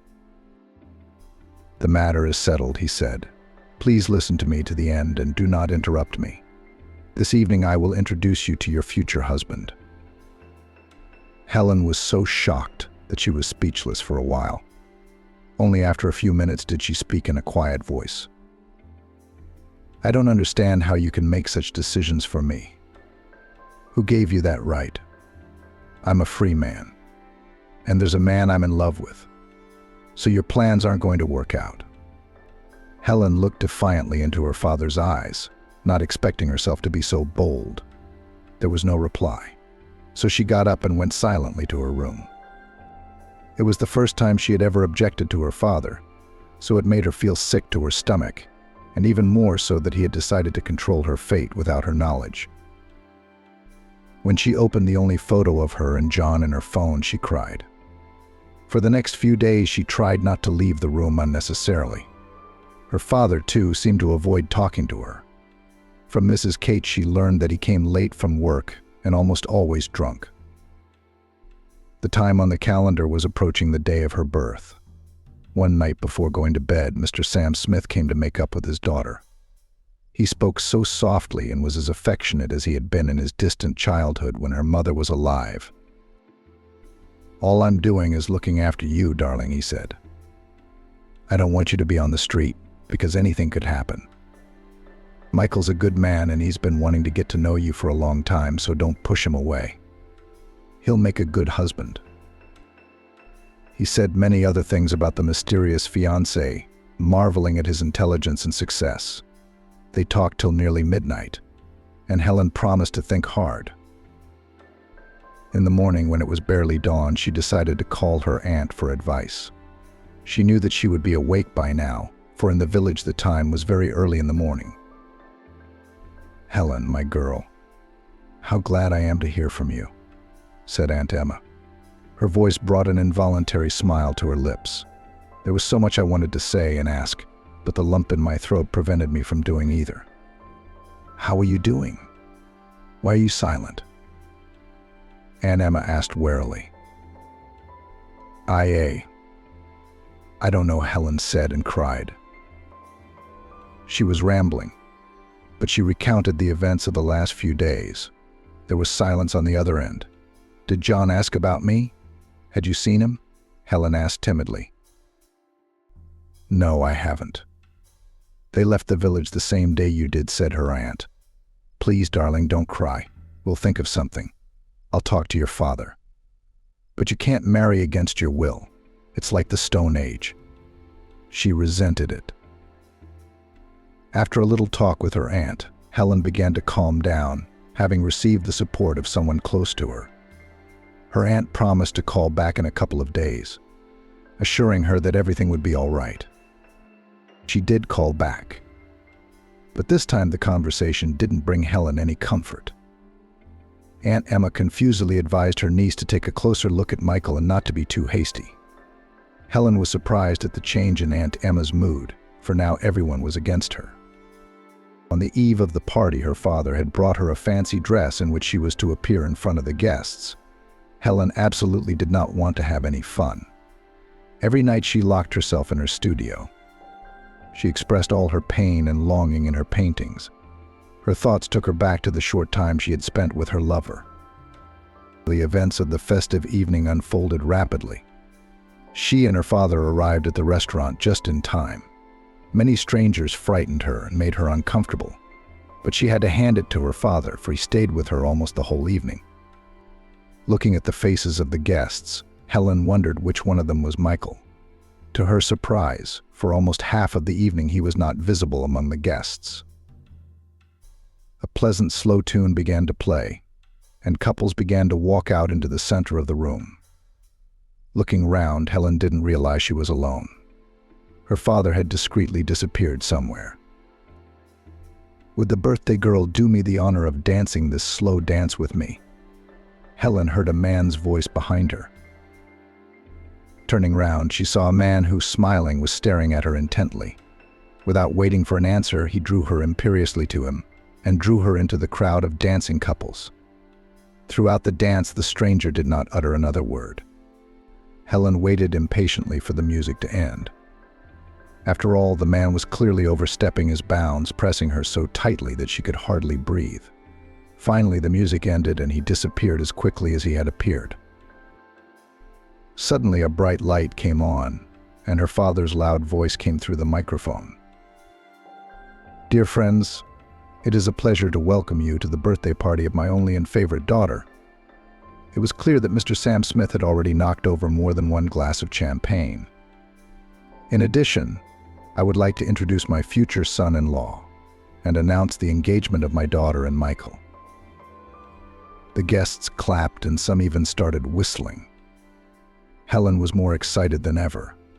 Suddenly, the stranger with whom she had been dancing stepped towards her and put his arm around her waist and stood beside her. "Friends," the father continued, "I also want to inform you that Michael is my companion from today.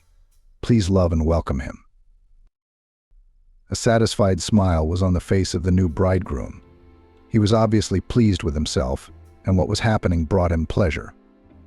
Helen was the only one in the crowd of guests who felt like an extra at the party. She looked at the groom and sighed louder than etiquette allowed. This was not what she had imagined the groom to look like. She had thought he would be about her age or a little older. She even thought she might get used to him and perhaps even like him. After all, it had happened more than once in some people's lives. That was what Mrs. Kate tried to assure her every evening, telling her various stories about people she knew. "Patience is the best medicine, Helen. In the old days, nobody asked anybody about love. The bride and groom's parents would agree, that's all. And over the years, people became a real family," the woman said. "Well, that was in the old days. Now everyone marries for love," Helen objected. "And how can you love a man you've never met? What if we don't like each other?" Helen asked Mrs. Kate. "Well, how can you not like me? You can't find a beauty like that anywhere." But little by little, in the course of such discussions, Helen herself began to set herself up for a favorable outcome. "After all, if he disgusts me, it's not by force that my father will force me to marry," thought the girl. And now, standing near her fiancé, who was 10 or perhaps 15 years older than she was, Helen found herself at a complete loss. Someone was coming up with congratulations, but she heard nothing at all.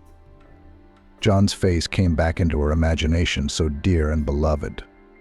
And that groom was standing there smiling arrogantly, clasping her as if she were his property. She got out of his embrace and walked away from the crowd.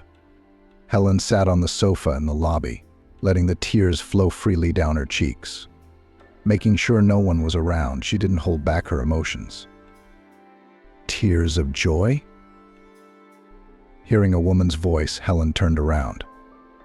Standing next to her was a pretty slim brunette with a glass of champagne. "I'm sorry, I'm Helen. I don't know what to say," she said, addressing the stranger. "It's okay, don't apologize," she said. "My name is Caroline."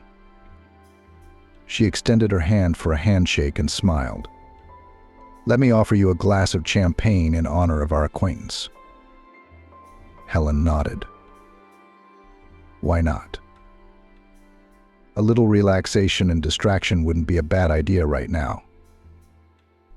At a table in the far corner of the room, the girls chatted casually. "You're a good girl," Caroline said. "Honestly, I thought you were arrogant, considering who your father is." Helen just smiled back, unable to find anything to say. "And my fiancé dumped me today," Caroline said with a sigh. "Can you imagine he just said that it was over between us, and that he was going to marry someone else? How could he do that? You're so beautiful." Helen tried to console her. "I guess money is everything in this life. No one needs love anymore," Caroline said sadly. "But I believe in love, and so do you. He'll regret what he did, and he'll come back." Helen had no sooner finished than she noticed Mr. Sam Smith and Michael approaching their table. "What are you doing here?" he asked Caroline rudely. "Just congratulating the bride." "Don't worry, I was just leaving," she replied, standing up and heading for the exit. What right do you have to send my guests away? Helen asked her father sternly. She wasn't on the guest list, he replied. Don't worry, dear, I'm just keeping you from unnecessary contact, Mr. Michael added with a strained smile that looked more like a grin. Let me decide for myself what socializing I want and what I don't want, Helen objected rudely. Apologizing, she followed Caroline, but to her dismay, the girl had already left the restaurant. Helen spent the rest of the evening trying to avoid everyone, including her own father. She was anxious to get home as soon as possible to get her thoughts together. When the evening was finally over, Helen was relieved when she went into her room and sat down on her bed, completely exhausted. There was no point in talking to her father tonight, but tomorrow the conversation was bound to happen. That was what Helen decided as she fell asleep. Waking up, and without waiting for breakfast, the girl headed for her father's study. He was already there. We need to talk, Helen began abruptly. Her father looked at his daughter in bewilderment. This was a tone she had never used with him before. I don't want to marry Mr. Michael. Please let him know that, she said. The matter of your marriage is settled and non-negotiable, said her father again. Michael is a very promising young man. You'll get on well with him. Young? He's at least 10 years older than I am, Helen objected. Besides, I don't like him at all. Arrogant and presumptuous. I don't want to marry him, Papa. He couldn't help it, he shouted. Enough. I've already told you that my finances are bad and we might end up on the street, Dad said. So I'm concerned about your future. It's a pity, Dad, that for the first time in my life I'll have to go against your will, Helen said quietly. I want to love and be loved too. Have you forgotten how happy it is to live with someone you love? She knew she had touched a sore subject. Her father was still suffering from the loss of his wife and tried not to talk about such topics. Suddenly, he sank into a chair, lowered his head, and sobbed. Helen was shocked by what was happening and did not know how to behave. I always loved your mother. I worshipped her, he said through his sobs. And believe me, I haven't forgotten what happiness is like. After losing her, I concentrated on my work, trying to distract myself from the pain and emptiness that had settled in my heart. I put everything on the line for my success. Things have been going from bad to worse lately. My competitors have been investigating me. I've had to suspend production. Creditors are calling in debts, and I can't pay them. Michael offered to work with me and help me financially. He has a lot of connections in all the agencies, and in return he wanted to be my son-in-law. Her father looked her straight in the eye. Please, my daughter, agree, he pleaded. Don't break your old man's heart. I won't survive the loss of the firm. Helen silently walked out of the office. There were no tears.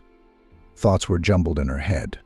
She went up to the studio and began to paint furiously, without stopping for a moment. She didn't come out until the next morning. A worried Mrs. Kate was waiting for her. Helen, what's the matter? She asked. I'm all right, she replied dryly. Tell my father that I agree. Tell him to start preparing for the wedding. As the door closed behind Mrs. Kate, Helen spoke aloud. Looking at her mother's picture, I'll do what he wants for you, Mum. I don't want him to suffer for using me as a bargaining chip. Let that be on his conscience. From that day on, Helen became completely indifferent to everything that happened next. The days passed in the hustle and bustle of the wedding. The endless fitting of the wedding dress and other preparations were of no interest to Helen. She saw Michael twice more when he came to see her father, and then only in passing. He seemed to have no tenderness or interest in the bride. On the day of the wedding, Helen stood in her gorgeous wedding dress, trying to fight back tears. A multitude of guests took turns saying their congratulations and wishing happiness and love to the young ones. The bride thought about her own thoughts and listened to almost nothing. Occurring periodically, nausea and dizziness did not give rest.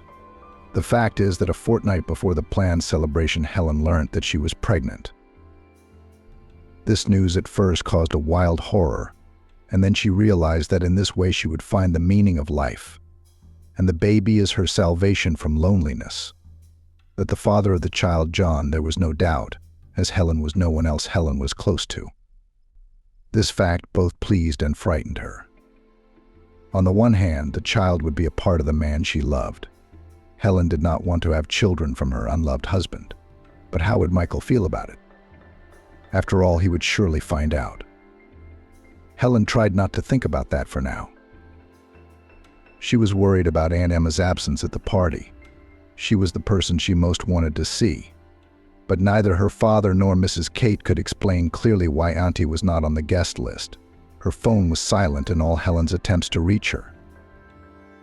The groom socialized more with the guests than with the bride. Only occasionally, under the shouts of bitter, he roughly grabbed her for a kiss. When the celebration was over, she had to get home alone.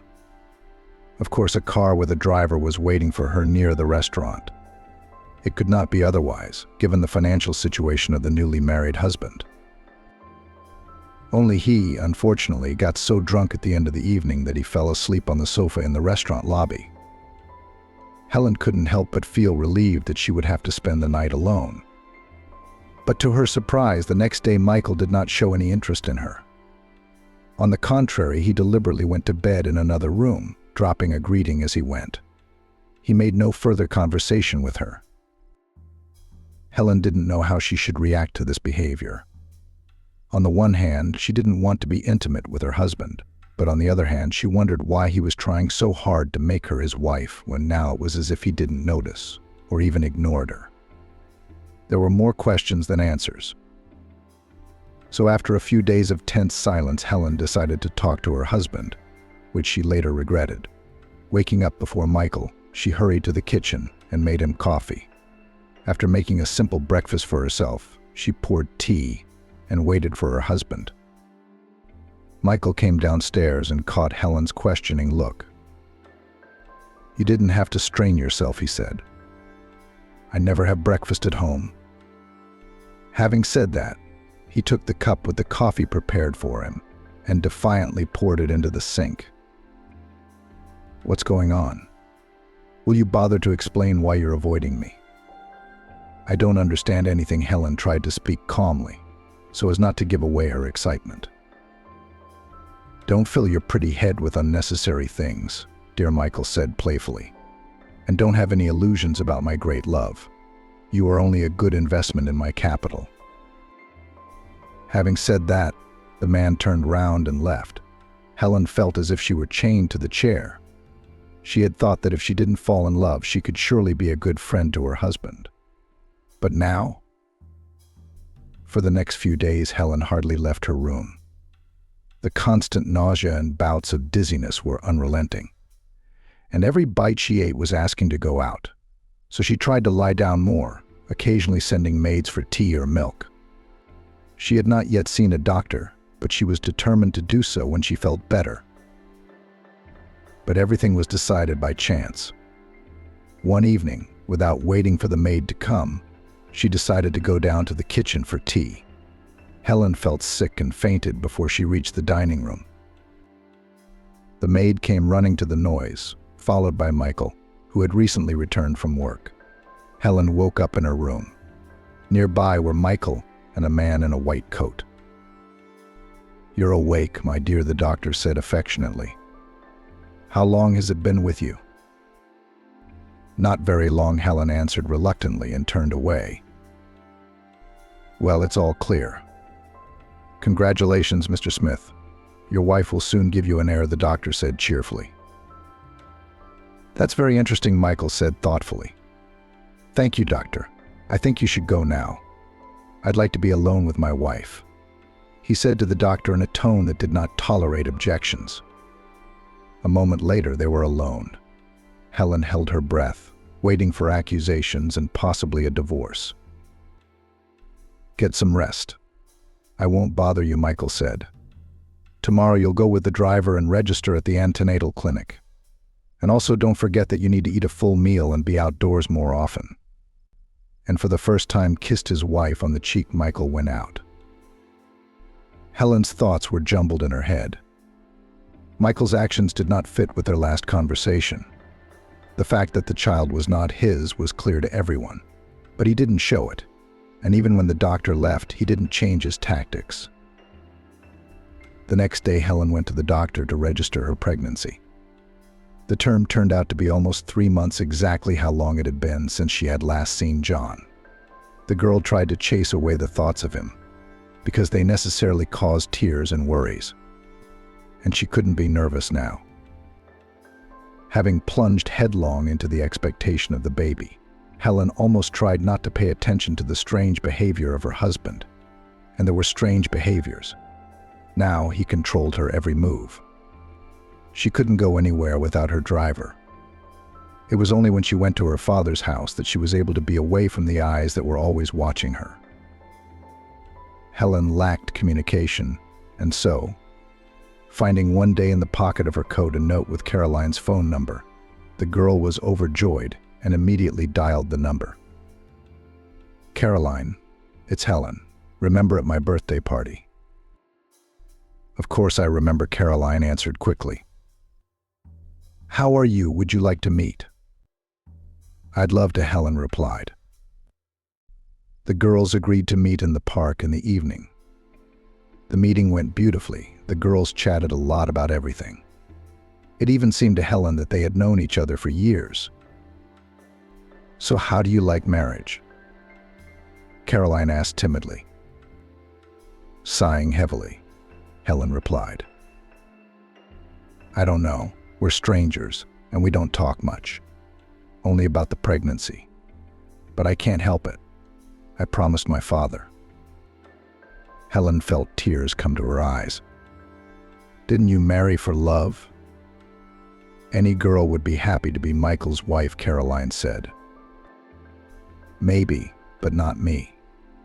The day I got engaged, I saw him for the first time.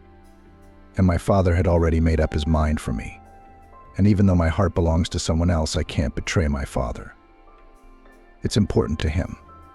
And he's the only family I have," Helen said sadly. Caroline was silent. For the rest of the walk, she was very thoughtful and taciturn. But saying goodbye, the girls agreed to meet again in a couple of days. The next morning, Helen had an unpleasant conversation with her husband. "Who did you see yesterday?" he asked as soon as Helen came down to breakfast. "A friend." "What does it matter? Or am I not allowed to do that anymore?" Helen looked into Michael's eyes. His hard stare made her uncomfortable. "Here's the deal. I forbid you to see her. Is that clear?" he asked in a raised tone. "What right do you have to control my life?" Helen shouted, unable to hold back her tears. "I'm not your property, Michael." "You're wrong, darling. And soon you will be convinced of it." Her husband smiled haughtily, reminiscent of a grin. Helen silently stood up and went to her room, wiping her tears. The following evening, she decided to have a serious talk with her father. This couldn't go on any longer. Entering her father's study, she began at once about the main thing. "Father, I can't go on like this. I want a divorce." Hearing her words, her father turned very pale. "Are you crazy, daughter? How could you think such a thing?" "Imagine I could. I can't live with Michael any longer, so I'm asking you to settle your business matters, after which I'll file for divorce." It took a lot of courage and effort for Helen to talk to her father like that. Deep down, she felt insanely sorry for him, but no less sorry for herself. "All right," replied her father at last. "But I need a few months to sort things out because your husband has half the shares in my firm. Be patient for a while, and then do what you want."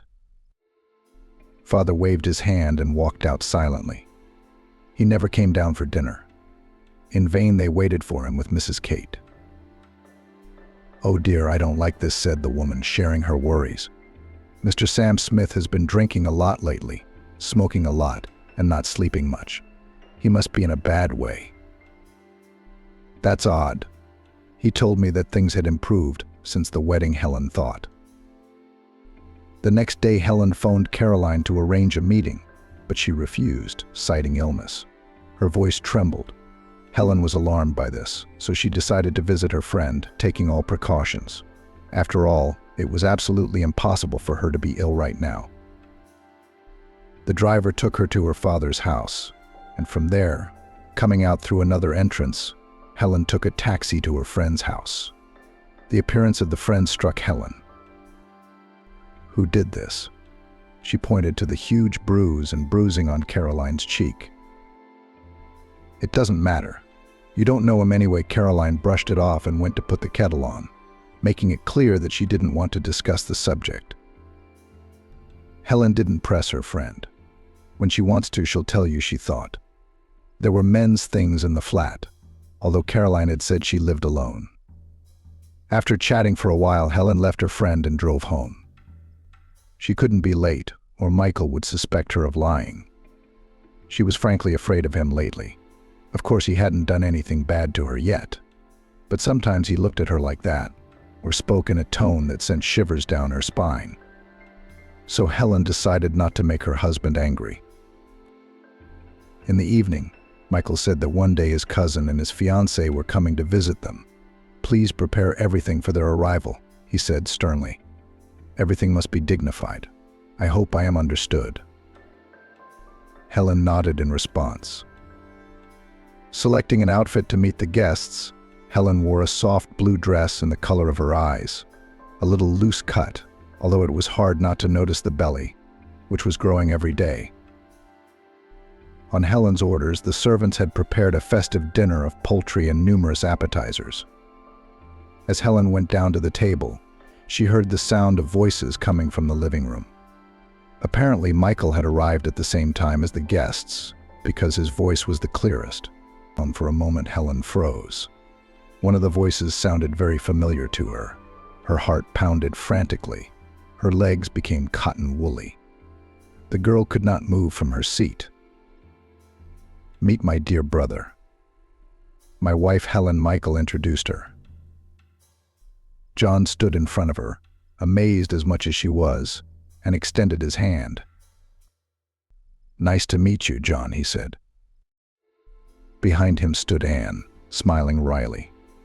For a moment, Helen thought she was going to faint. "Are you all right? You don't look well." Noticing the pallor on her face, John asked. "Don't worry, brother. It's just that my wife is pregnant, and I'm going to have an heir soon," Michael laughed. "Congratulations," John replied quietly. "Well, let's go to the table," he said. John found himself across from Helen at the table and kept his eyes on her. Anne was angry and tried to distract her fiancé. "I'm sorry, Michael, that we couldn't come to your wedding. John is literally obsessed with his studies.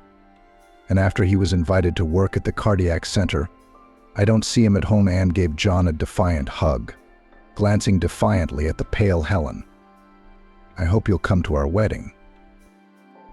"And how soon will it be?" Michael asked. "We haven't decided anything yet, so it's too early to talk about it," John cut in.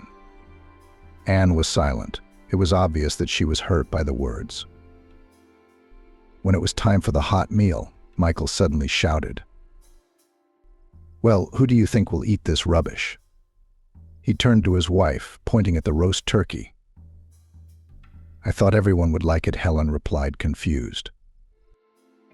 "Next time, before you think with your chicken brain, consult your husband." Michael couldn't stop himself. Apparently, the strong drinks were doing their job. "I don't see what the problem is. I have a great respect for turkey." John stood up for Helen. "Don't," she whispered, looking at him. Tears glistened in her eyes. She left the table and walked quickly to her room. "Why do you treat your wife like that, and even a pregnant wife? Hasn't time changed you at all?" John asked. "She deserved it. Besides, I don't need counselors," Michael replied gruffly. "I agree with Michael. Why serve something your husband doesn't like?" Anne interjected. "Shut up." You're so pleased you spoke your mind today." John looked at Anne with annoyance. "All right, spit it out. Why did you come here?" "I'm guessing it wasn't out of love for your cousin," Michael asked, and the men went out onto the veranda to continue their conversation in private. Helen was crying hard in her room. Her feelings were overwhelming her, and now they were bursting out. She realized that she still loved John. That made the pain seem even worse. That evening, John and Anne stayed the night. Helen realized this when she caught John having a cup of coffee in the kitchen in the early hours of the morning. "Hi, will you join us?" John asked. "No, thanks. I think you should wait for your fiancé." "I'll have tea in my room," Helen replied. "Your room? Are you and Michael in separate rooms?"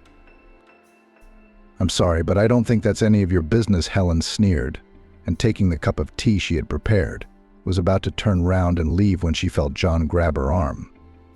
"I think we need to talk." Helen stared silently into his eyes, in which she was sinking by the minute. She realized that the conversation was inevitable, but she tried to delay it. "What is there to talk about? How you bet your friends that you could easily get me into bed. Or maybe you want to tell me how long you laughed at me after it happened." Helen's voice trembled, tears welling up in her eyes. "What argument? What nonsense? I was shocked when you left without even saying goodbye. I ran to your aunt, but she asked me to leave you alone. I begged her for your address, but she was adamant. I tried to find you, but I realized I didn't even know your surname." John stopped talking. "I don't believe you," Helen sighed. "Especially now it doesn't matter. You don't love him now, and you're unhappily married. It doesn't concern you. You made your choice back then." Helen pulled her hand from his and ran upstairs. Her temples throbbed. Her heart was pounding so hard that it seemed it would burst out of her chest. The girl dialed Caroline's number and told her everything. "What do you think you're going to do?" she asked her friend. "I don't know," Helen sobbed. "I don't know anything. Maybe you should tell him he's having your baby." Caroline had been privy to the secret for a long time lately. She was the only person Helen could share it with. The girl, sincerely sympathized with her friend, was aware of the rather strange relationship between her and her husband. He had a wedding coming up. Why should he know that? "Perhaps Anne will soon give him her children," Helen replied sadly. "Don't worry, we'll think of something. Besides, your father has promised to sort things out and authorize the divorce. The most important thing is to stop being nervous in your condition. It's dangerous for the baby." Talking to her friend calmed Helen down a little. That day she decided not to go downstairs. And the next day there were no more guests. Time passed, but the father could not yet sort things out. The pregnancy was coming to its logical conclusion, so Helen was very worried. She never saw John again, although he had managed to give her his card with his contacts through the maid. Michael looked at her as if she was nothing, and sometimes snapped at her, picking on every little thing. On the due date, Helen gave birth to a beautiful baby girl and named her Mary after her mother. When she looked at her, she gasped. The baby was an exact copy of her father. Even the mole on her left cheek inherited from him. She was met from the maternity hospital by a driver sent by her husband and Mrs. Kate and Caroline. On the first evening at home, there was a scandal. Michael came home from work drunk and immediately blamed his wife. "How worthless you are. You can't even give birth to a son. I wanted a son, an heir." "And what's this?" He pointed to the cradle where the baby was sleeping quietly. "What are you talking about, Michael? You knew it wasn't your child from the start, but you pretended it wasn't. What kind of heir are you talking about?" "Yeah, I can't have kids, okay? And I was counting on this baby. He was born in wedlock, which means no one would question our parentage. A girl wasn't part of my plan," he shouted. "You don't have to worry. We'll be going home soon. And you won't have to endure our presence, Helen replied as calmly as she could. Michael laughed and pushed Helen against the wall. You're wrong, he whispered. You have nowhere to go back to. Everything your father has is signed over to me. I've got him on a tight leash. He won't say a word against me. So unless you want me to throw him out on the street in his trousers and you and your bastard, I suggest you think twice. What's all this for? She asked, barely breathing. In time you'll find out. Be patient, my dear. But I'm warning you. Don't do anything stupid. It could hurt Daddy, or Nanny, or our little girl. Michael laughed wildly. The baby cried. Helen rushed to comfort the baby. She was stunned. She realized that Michael was crazy. And now she was even more afraid of him. She had only been able to call her father once. She realized from the conversation she had had with him that he would not be supportive. He was clearly not well. As usual, he asked her to be patient a little longer. On the occasion of the baby's birth, Michael organized a party. All his friends were invited, and John and Anne. The party was taking place in the living room on the ground floor, so Helen preferred not to go down to the guests, for fear of leaving the baby alone for even a minute. Suddenly there was a knock at the door. It was John. "May I come in?" he asked timidly. Helen nodded silently. John walked over to the cot and looked at the baby girl. "She's so cute.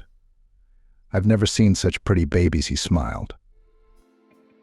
Helen's heart sank as she watched the tenderness with which John looked at his daughter. I wish he hadn't noticed the resemblance, Helen repeated to herself. The girl cried, and she immediately picked her up in her arms. "Motherhood suits you. You're even more beautiful now," John said affectionately. Helen could hardly keep herself from throwing herself at his neck and telling him how she felt and who he was to her daughter. But suddenly, almost at the door, Anne's voice sounded. "You have to go now," Anne said sadly. "I hope I'll see you again." "At least I'd like to," John said quietly and went out. A fortnight later, the little girl was ill with a fever. There were no other symptoms. The girl screamed all the time. The antipyretics were almost ineffective. "Could you call a doctor, please?" Helen asked. "You don't need to bother your husband. It's just a cold," Michael assured her. "Please, the baby's not well." You can see that she begged. "All right. The doctor will be here tomorrow," Michael replied indifferently. All evening the girl was fussy. By nightfall, Helen realized that it was more serious than she had thought. The girl's lips had turned blue, and the attacks of suffocation caused wild horror to her mother. Not knowing what to do, Helen dialed John's number on her business card. "John, please help. My daughter is dying," Helen shouted into the phone. "I'll come over right now and call an ambulance. Hurry, please." Helen couldn't find a place to go as she hastily gathered the necessary things for herself and the baby. She rushed downstairs with her daughter in her arms to wait for the ambulance. John arrived at the same time as the ambulance, having ordered them to take the girl to the cardiac center where he worked. Michael didn't come out to the noise, apparently sleeping very soundly after taking another drink. "What's wrong with the baby?" she asked John when he and the professor came out of the room. "The situation is complicated. The girl has a heart defect." "Did any of your relatives have a similar condition?" asked the professor. "Yes, my mom," Helen answered with trembling lips. "The girl needs an urgent operation. Do you give your consent?" "Yes, of course." "Then we need to sign the necessary documents and start the preparations," said the professor. At that moment, the phone in Helen's pocket rang. "How dare you leave with the child without my knowledge?" shouted into the receiver husband. "My daughter needs help, and I, as a mother, will do everything I can to help her. We're not coming home to you again." I'll file for divorce myself. Helen said what she'd been wanting to say for a long time. What did you say? Divorce. There's one thing you haven't considered, dear. I'm the father of the baby, and with my connections, I could easily take her away from you. You wouldn't do that. You're wrong. That's why it's in your best interest to come back. Otherwise, you'll see, Michael said and disconnected. Clutching the phone, Helen felt a ringing in her ears and her eyes went dark. John picked up the fainting woman and carried her to his office. When Helen woke up, she smelled the pungent odor of ammonia. I really need your help. In a pleading tone, she began the conversation. John nodded silently. We need to register the car under someone else's name and surname. Otherwise, he'll find us, Helen said. John didn't ask any more questions, but within an hour, she had the child's card with the changed personal data. Helen stayed close to her daughter the whole time the operation was being prepared. She only left to wash or eat. John was always there, too. He knew that Michael was looking for his wife all over the city, but did not tell Helen. The most important thing now was the outcome of the operation. The girl was operated on by one of the best cardiologists in the city. John assisted. Those few hours that Annie was in the operating theater seemed to Helen an eternity.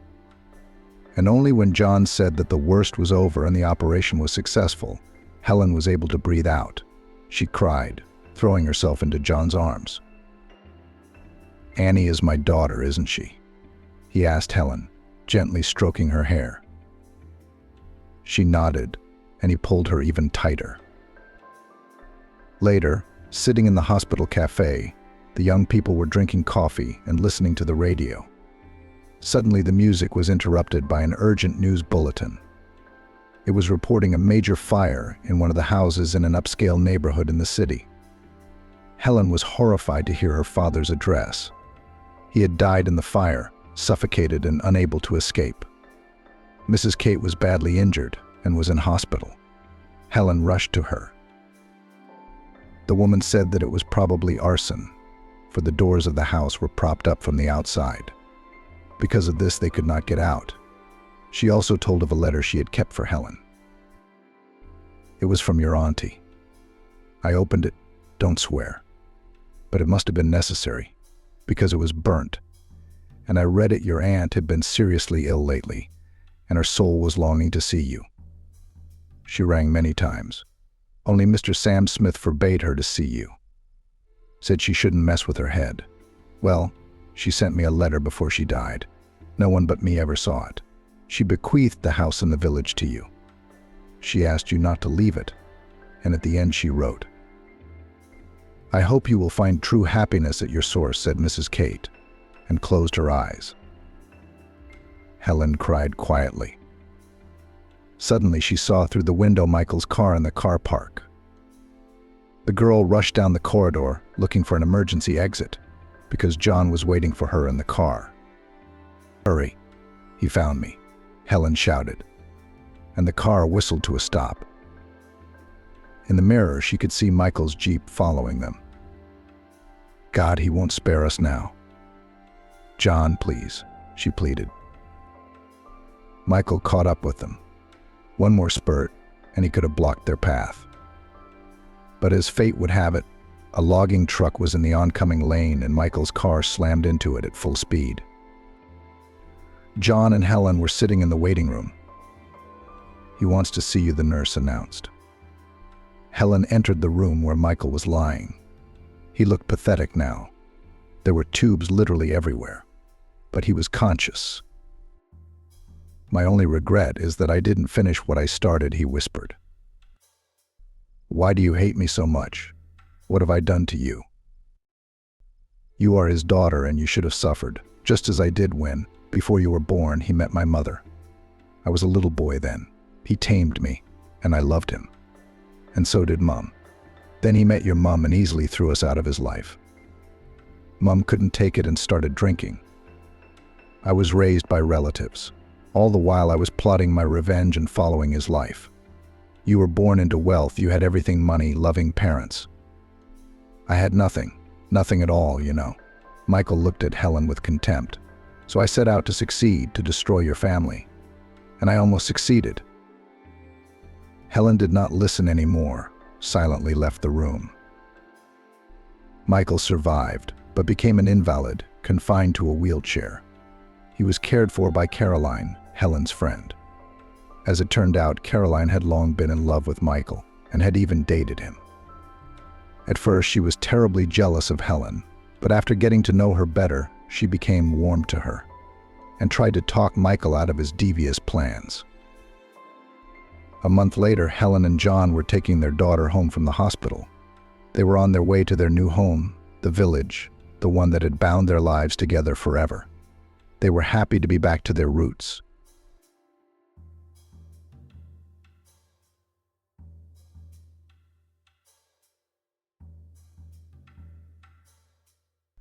From lack of money, Isabella got a job as a maid to a millionaire widower. And when she saw her own face in the photo T4. Isabella Swan sat in the city park and cried bitterly.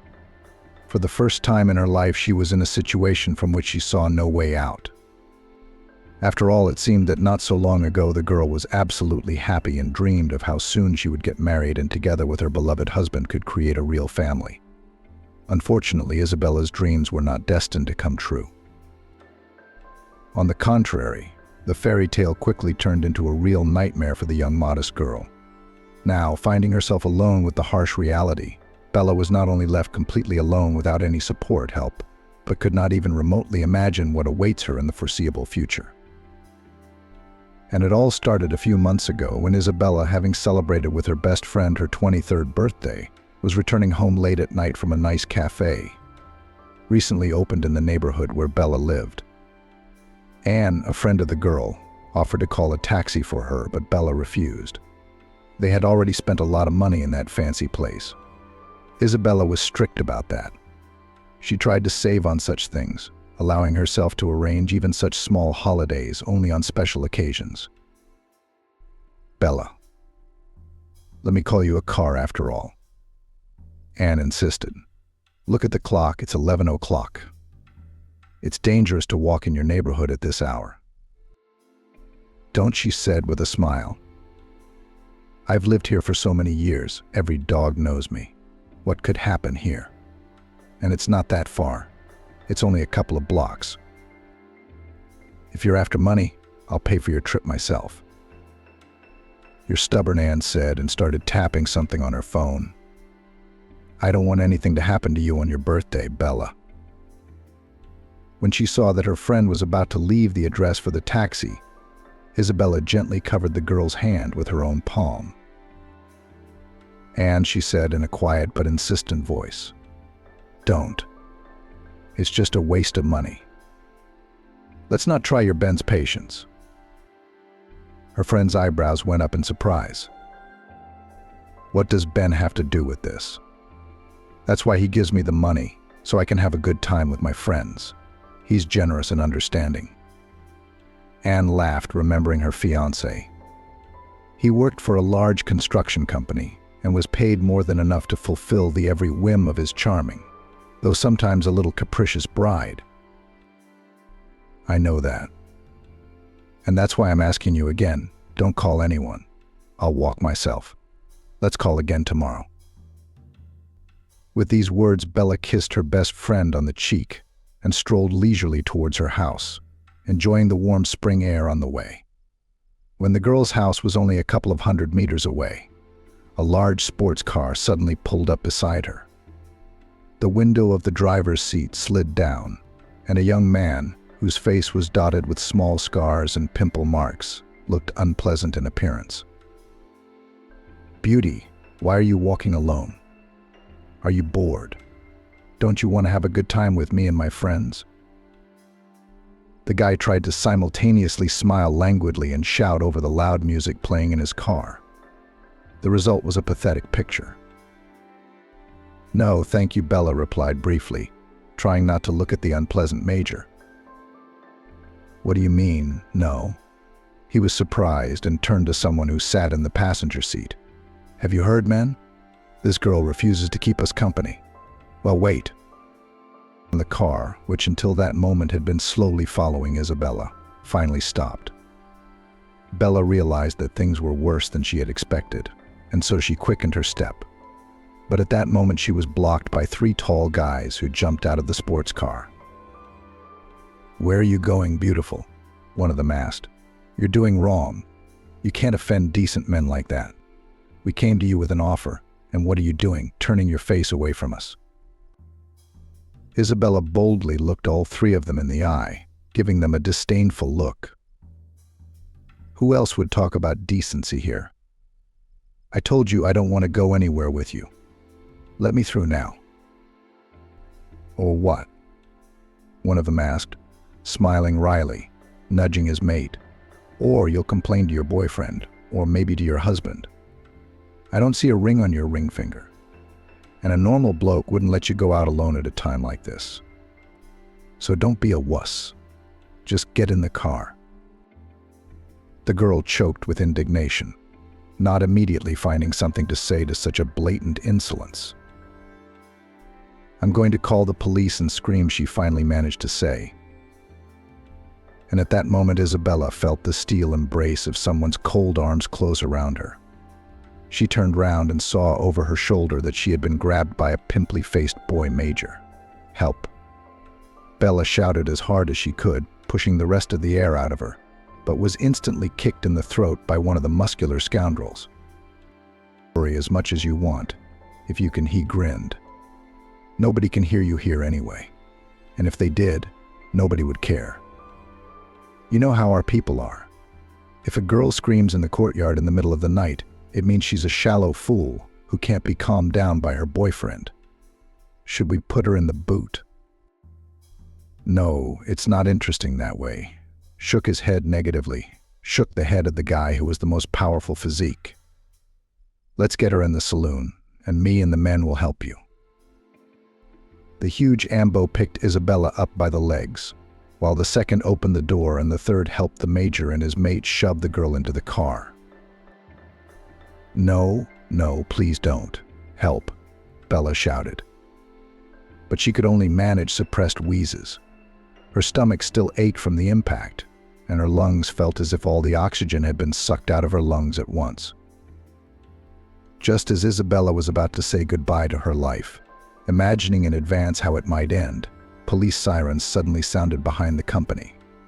Maybe a patrol car was passing by and heard me, the girl thought hopefully. "What's going on?" "Guys, the cops are coming. Let's go," shouted the leader of the thugs. And immediately his grip on Isabella's legs loosened. "Seriously, what are we going to do? Do we take her with us or not?" the major asked in horror. He, too, was confused and had not expected that anyone could see them in such an inconspicuous courtyard. "Leave her," shouted the head jock.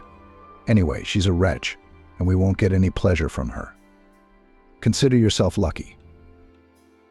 Then Bella was roughly shoved out of the car, and the company of scoundrels fled in an unknown direction on their sports car. The girl's heart was beating as if ready to break through the chest and jump out. The unfortunate Isabella experienced such a powerful attack of fear that she was not immediately able to rise to her feet. Her hands and knees trembled and she gasped for air, but she felt like a fish thrown on the ice. For a second she clenched her eyes tightly, trying to calm down and stop shivering. And then someone on her right asked her sympathetically, "Girl, are you all right? Do you need any help? Should I call an ambulance?" Bella looked where the voice was coming from and saw a young man with glasses and a leather briefcase under his arm. He was looking at her with interest while checking something on his phone. Intercepting her gaze, he explained. "The sirens are just a ringtone sound," the guy explained. "I saw that those bastards were going to take you away by force. So the only thing I could think of was to switch on the police siren." "Where did you go?" Isabella asked, looking around for the police, but of course she didn't see anyone. "So no one is coming here then?" "I'm afraid not," the guy shrugged and leaned over Bella, holding out his hand to her. "Let me help you up." Dazed Isabella accepted the help, and the young man, gently holding her by the waist, helped her to the nearest bench, and then gently sat down. "My name is Michael," he introduced himself. "I'm sorry if I didn't stand up for you with my fists. It's just that I don't have the physical fitness to deal with 4 men at once, and I had to act fast." Bella looked at him with eyes full of tears and gratitude. "What are you saying? On the contrary, I am incredibly grateful to you for your resourcefulness. You saved my life. If not for you, I could have been taken many kilometers away from here and probably killed." Isabella couldn't help crying in front of a stranger, the effects of stress. Nothing to be done about it. Please don't cry." Michael tried to calm her down. "Would you like me to walk you home? I'm sure you live around here somewhere." "Yes, thank you," she said, wiping away her tears. "I'm sorry I'm not bothering you with this. You probably need to go home. You're off work." Bella nodded at his briefcase, but Michael smiled good-naturedly. "Yes, my boss had to call me in on my own day off. As always, it was necessary to do something that could wait until Monday." The girl smiled back and gave him her hand. "Isabella, it's a pleasure to meet you. As strange as it may sound, I'm very glad you were called into work today." The boy laughed and shook her hand. "Me, too. Well, let's go." And they walked the remaining distance to the girl's house. On the way, they didn't talk about anything else.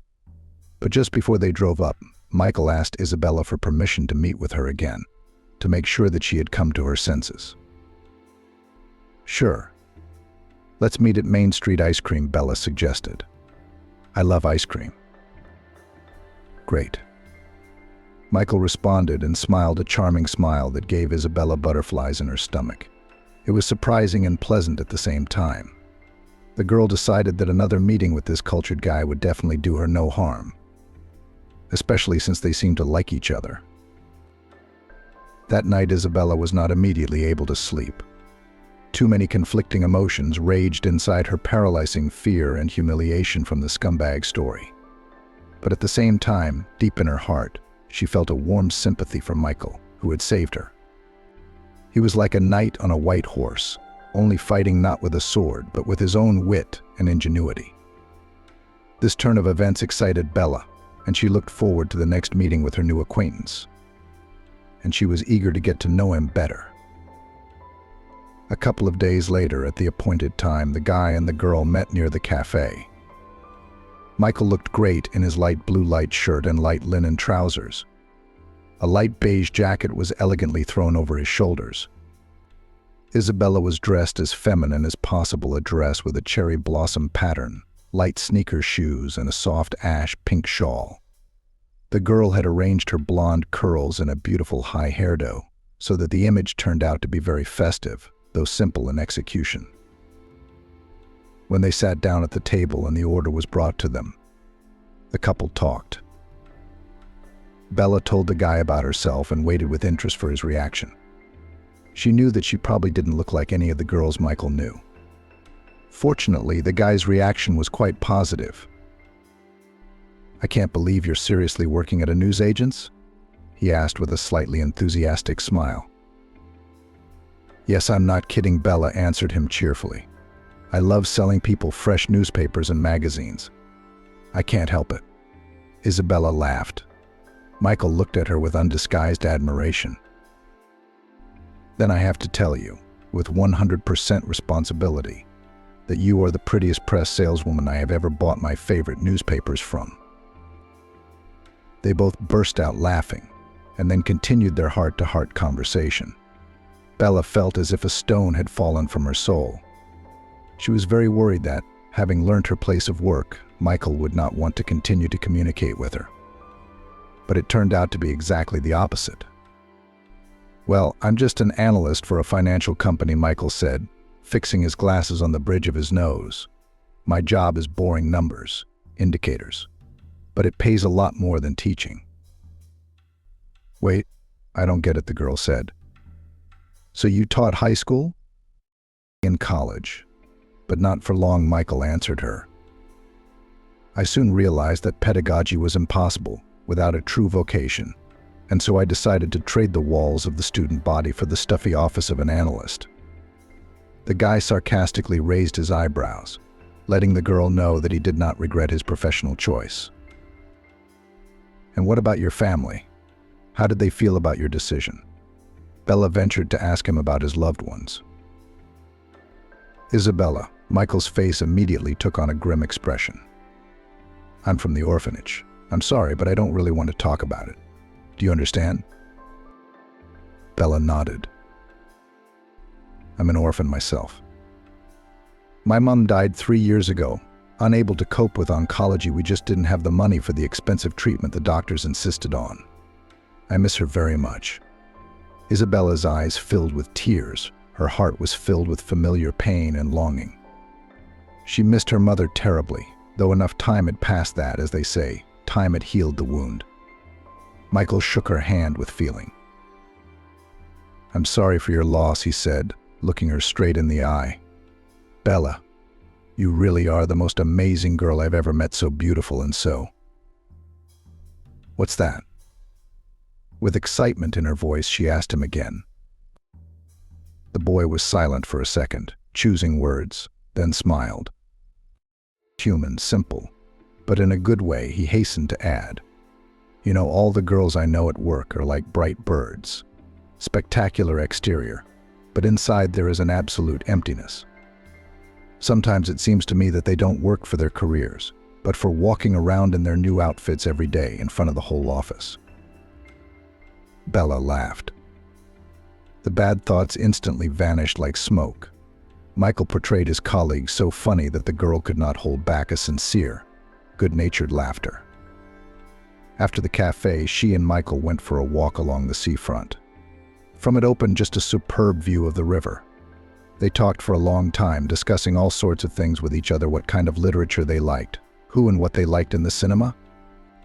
Isabella, who had been working at the press kiosk for several years in a row, was a remarkably well-read girl. On her modest salary, she regularly bought the most popular novelties of modern literature. The girl had an excellent knowledge of English, German, and so-called Scandinavian prose, and she really had a lot to talk about and discuss. Michael and Bella had a lot in common, so the first date was followed by the second, and the second by the third. Just a month after meeting, young people officially declared themselves a couple. The girl's work did not embarrass Michael at all, and he was happy to meet her in the evening after closing her small kiosk. "Isabella, I've noticed that you get one of those good-looking guys every time you visit," her work partner, Mrs. Mary, told her. "Is he your fiancé, suppose?" "No, not yet. Anyway," Isabella said, blushing to the roots of her hair. Mrs. Mary was a middle-aged woman who had worked at their kiosk recently, but Bella didn't like the way she sometimes looked at her. Mrs. Mary was definitely jealous of her youth and her desire to live, no matter what. While her partner herself had long ago become disillusioned with men and her own dreams of a better future. "Watch carefully, Bella," she warned her partner. "He's too sweet, not your fiancé. He could easily deceive you. You'll have a lot of tears to wash away." Isabella looked at Mrs. Mary in all seriousness and spoke clearly so that she could distinguish every word. "Don't worry so, Mrs. Mary. I can manage my life and my men without your help. My private life has nothing to do with you." Mrs. Mary only grinned unkindly. "Oh, girl, I'm trying to help you. In a motherly way, I'm warning you. And you're throwing a stone in my teeth." The woman waved her hand at her young partner. "That's how young people are now. You want to them as best as possible, and they in return you and snap back." "Let's finish checking the names," Mrs. Mary asked Bella. The girl wanted to change the unpleasant subject as soon as possible. She also wanted to finish her work quickly, so that she could go to another meeting with Michael. So 2 months passed, during which Bella felt absolutely happy. The girl lived in an old one-room flat, inherited from her mother. And here they often met with Michael, who sometimes even stayed with the girl for the night and on weekends. Michael himself explained to Bella that he rented a flat in the city center with one of his acquaintances. Because of this, he could not normally invite his beloved to him. He did not want unnecessary questioning on the part of his mate. The relationships between young people were becoming more and more serious, and Bella waited for a long time that Michael was about to make her an offer. However, this dream of hers was not destined to come true. One evening, the guy came home to Bella in an extremely depressed mood. When asked what happened, he reluctantly replied, "Problems at work." He slowly stretched out, but immediately added, "Don't worry, it's nothing serious, just standard work stuff." Isabella looked at her lover with undisguised excitement. "Can I help you in any way?" asked the girl, who was just cooking in the kitchen and trying to put together a delicious dinner for her lover. The oven timer beeped loudly, informing her that her favorite dish, baked chicken, was ready. "Oh, here comes the chicken," she said, pulling out a hot baking tray and placing it on the table. "Michael, don't worry about work." "I'm sure it will all work out somehow," Isabella said. "Wash your hands and sit down at the table. Dinner is the best cure for the burdens of the day. That's what my mom used to say." Bella smiled, and Michael gave her a faint smile in return, then lazily wandered off to the bathroom. Bella felt that something serious had happened. It was just that her lover didn't want to talk about it. A little later, when they were already sitting at the table, she managed to find out the reason for such a bad mood of the young man. "I'm sick of all this," Michael threw his fork on the table. "If you only knew how tired I am of going to this damn office every day to work for my stupid boss." "Quiet, Michael. Don't shout like that," the girl asked him. "Can you explain what's wrong with you?" Michael looked at her with his beautiful light green eyes instead of answering. He looked pale and somehow haggard. God, what could have upset him so much, Bella wondered to herself. "I'm tired," Bella the boy answered her simply. "Tired of the fact that no matter what I do, I'll remain a mere analyst. A small fry in this world. Really big money that I may never have to see." Isabella looked wistfully at her lover. "Is it really that bad?" "Not at all," Michael exclaimed. "That bastard Black, my boss, only does that to pester me every day. He's not satisfied with my results." The guy shook his fist angrily in the air. "And what do you want with such low sales? Is it my fault your managers don't do anything?" "It's like this every day, Bella. Every single day this year, it's all about draining everyone else. And he only gave us a pay rise 2 years ago. And that was by a few pennies. God, how tired I am of it. I'm sick of it." Michael hunched over and wrapped his arms around his head. "God, Michael, calm down, sweetheart. Don't be like that." Isabella stroked his back. "Why didn't you tell me before about how bad it was for you?" "I didn't mean to upset you," Bella the young man said. "You're the best thing in my life. How can I put my problems on you?" Bella felt her heart beating harder at the words of her beloved. "You're an important part of my life too, Michael," she answered seriously and looked into his eyes. "That's why we must learn to share everything with each other, both good and bad. Only trust will help us to keep our relationship, trust and love." Michael froze for a second, then put his arms around Bella and kissed her tenderly. "You are the most incredible, sensitive, intelligent and understanding girl in the world, Isabella. I love you." Bella smiled and snuggled against Michael's chest, then asked him in a quiet voice, "If you can't bear to be in this job, maybe you should look for another place. I'm sure that such an excellent specialist like you can find a decent place with a good salary." Michael only sighed heavily and pulled away from the girl. "Well, if it could make a difference, honey. But in every place like this, the same story will repeat itself every time. I'll be working. The others, the ones that came in on the take, will at best do nothing and get the bonus I'm entitled to, and at worst they'll just ruin the whole business. But why do you care so much?" Bella couldn't understand him. If the company goes bankrupt because of the short-sighted actions of its top managers, won't it be their problem? What could be your problem? Michael began to pace her small kitchen. Bella, honey, you just don't understand. If I had a business like this, I would make sure that every employee within my staff was in his or her place. Then I could run things myself, manage the process. We could get married and think about buying our own big and spacious house, having kids again. Cos, what can I give you now? Nothing. I can't do that, Bella. I have to think about tomorrow. I'm a man, after all. Michael went to the window and stared thoughtfully at the silhouettes of the high rises on the horizon. Isabella didn't know how to help her lover in such a situation, so she only asked, "What do you need to start such a company yourself?" The answer pleased her at the same time, but also upset her. Everything is banal. My beloved money, everything, and always rests on them. Except I can't even get a loan. I don't have anything to pledge to the bank, and the interest rates are crazy. I don't know if I can pay it back. A thought slowly began to form on the periphery of Isabella's mind. She couldn't quite put her finger on what it was, but she seemed to have an idea of how she could help her favorite guy. What if you had a co-signer with collateral who could put in a good word for you in case of emergency? Would you be approved for a loan? Michael turned round sharply, and in his eyes Bella saw a fierce glimmer of hope mixed with uncertainty. "Yes," he said slowly. "Yes, it would greatly increase the chances of success." Bella bit her lip, considering her actions and words. Of course she was willing to do anything for Michael. A loan wasn't such a big deal after all. Michael would put the money to good use, and with his integrity, persistence, and intelligence, he'd be lucky. He will definitely make a brilliant businessman.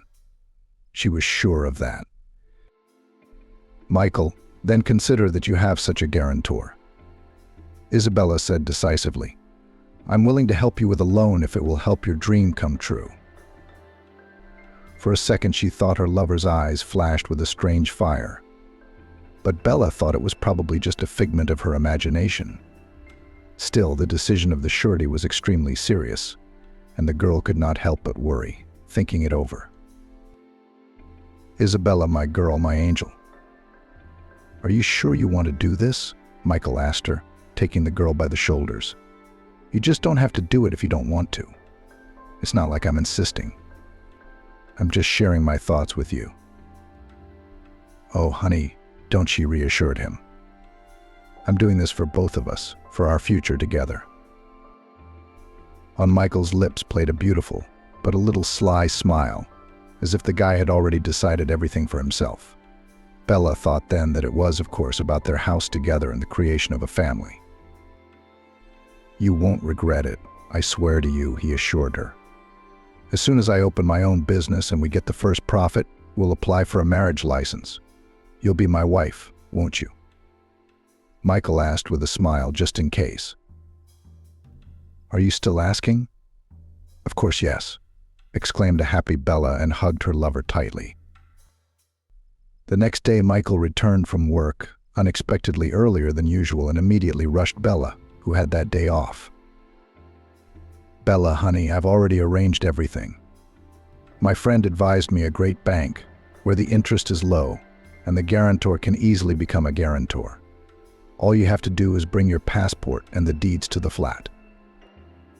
"So soon?" The girl was amazed. "Michael, maybe you and I will choose a bank together a little later. Let's see what other options are available." On the face of her lover ran a subtle shadow of discontent and irritation, but he held back, saying aloud as affectionately as possible, "What to expect, beloved? Suddenly they have such a unique offer with a limited period of time. Now we'll miss it, and that's it. We can consider the idea a failure. The sooner I get the money, the sooner we can start looking at our own place. Don't you want that? And the wedding? I don't know about you, but I'm going to celebrate it to the full." Only nobody has given us any money, yet the girl tried to reason with him. Honey, please, let's make this decision together. It's all happening too fast.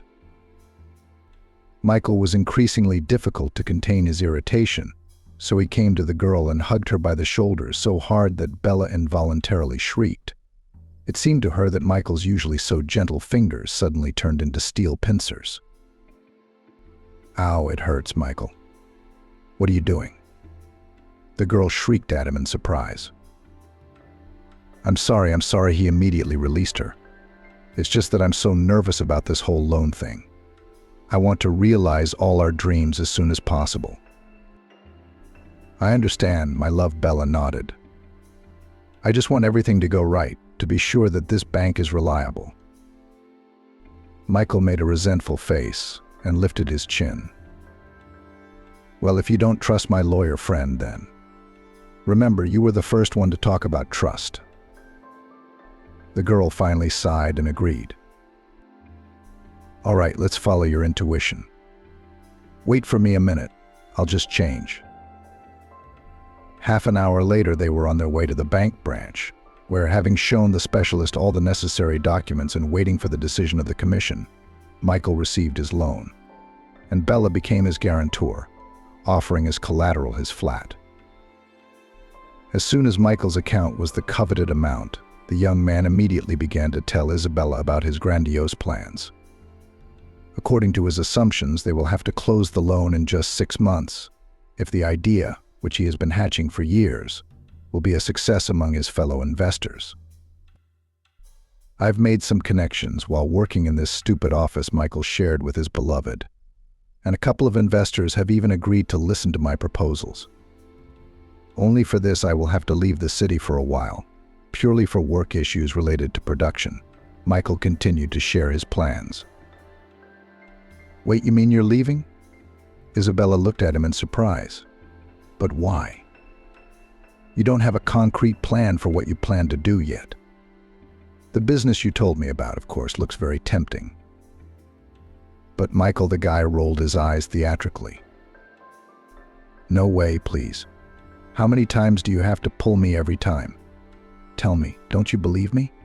Do you think I'm going to run away with this money and leave you all alone? Bella's insides tightened. She couldn't imagine such a thing. She trusted her fiancé too much. No, of course not, honey, she said, embarrassed. Well, Michael continued, the investors have privately agreed to take me in and show me possible areas where I can put my future equipment. Isn't that a decisive step in the direction of our dream? Isabella smiled weakly at her fiancé. She realized that he was trying, as they call it, to strike while the iron is hot. But only in her soul she always had an uneasy light, when she imagined that she and Michael would have to be separated, even if only for a week. Promise you'll call me every day? Isabella asked him. This is the first time you'll be away from me. It's not a test. I'm just worried. Michael ran his hand gently over her face. I'll not only call you, I'll text you every day, he smiled affectionately. You'll see you'll get tired of me. They spent that evening together. Michael was with Bella, very caring, tender, and the girl felt herself on the seventh heaven from love. There was no one in the world she could trust as much as her adoring fiancé. The young analyst explained to her that he would take a morning flight to another city, and from there to meet with one of the investors. The girl let her lover go without a second thought and started counting the minutes until his return. A couple of hours after Michael's departure, Bella's mobile phone rang, to her surprise. It was her immediate superior calling, and his tone was not at all friendly. Well, Swan, he said sharply. Excuse me? Bella stammered. She really didn't know why the boss would be so angry with her. She and Mrs. Mary had closed the last shift more than well. There had been no shortages. Aren't you ashamed of yourself? Shouted the warden. It's a shame that Mrs. Mary was so worried about you, so protective of you, and you stole from us, you scum. Bella stood in the middle of her small living room and flapped her eyes in confusion. Bella felt as if everything that was happening was not happening to her, as if she were watching some low-brow show on TV. "Mr. Sam, let me come over here now, and you can explain everything to me," she asked. "Because I don't know what happened in there, but I'm sure there's some ridiculous mistake." "You'll come," the director grumbled on the other end of the line. "Yes, of course you will, and you'll pay me back the whole debt, like a sweetheart, so that you'll be there in an hour. Do you understand?" Bella said goodbye briefly and began to pack. In less than an hour, she was already in the office where Mr. Sam Smith, the branch manager of their press kiosk, was sitting. Entering the office, the girl, to her great surprise, found her partner there as well. Mrs. Mary looked tired and anxious, as if she had been up all night. But when she looked at Bella, her eyes were filled with hatred. "Ah, here you are." The headmaster started from the doorway and locked the door behind her. "But please explain, where did you put 40,000 of the proceeds?" "What?" Bella almost choked with indignation. "What 40,000? What are you talking about? I gave the cash to the collectors the day before yesterday." "Yeah, Mrs. Mary's a witness. We counted it all together." She, however, threw up her full hands in resentment and shook her head. "Bella, let's not do that. Don't involve me in your machinations, please." "What machinations?" "Mrs. Mary, you saw me handing over the bag to the collectors with your own eyes." To her amazement, her partner began to sob, and then cried and put a handkerchief to her eyes. "Why are you doing this to me, Bella? Have I ever treated you badly?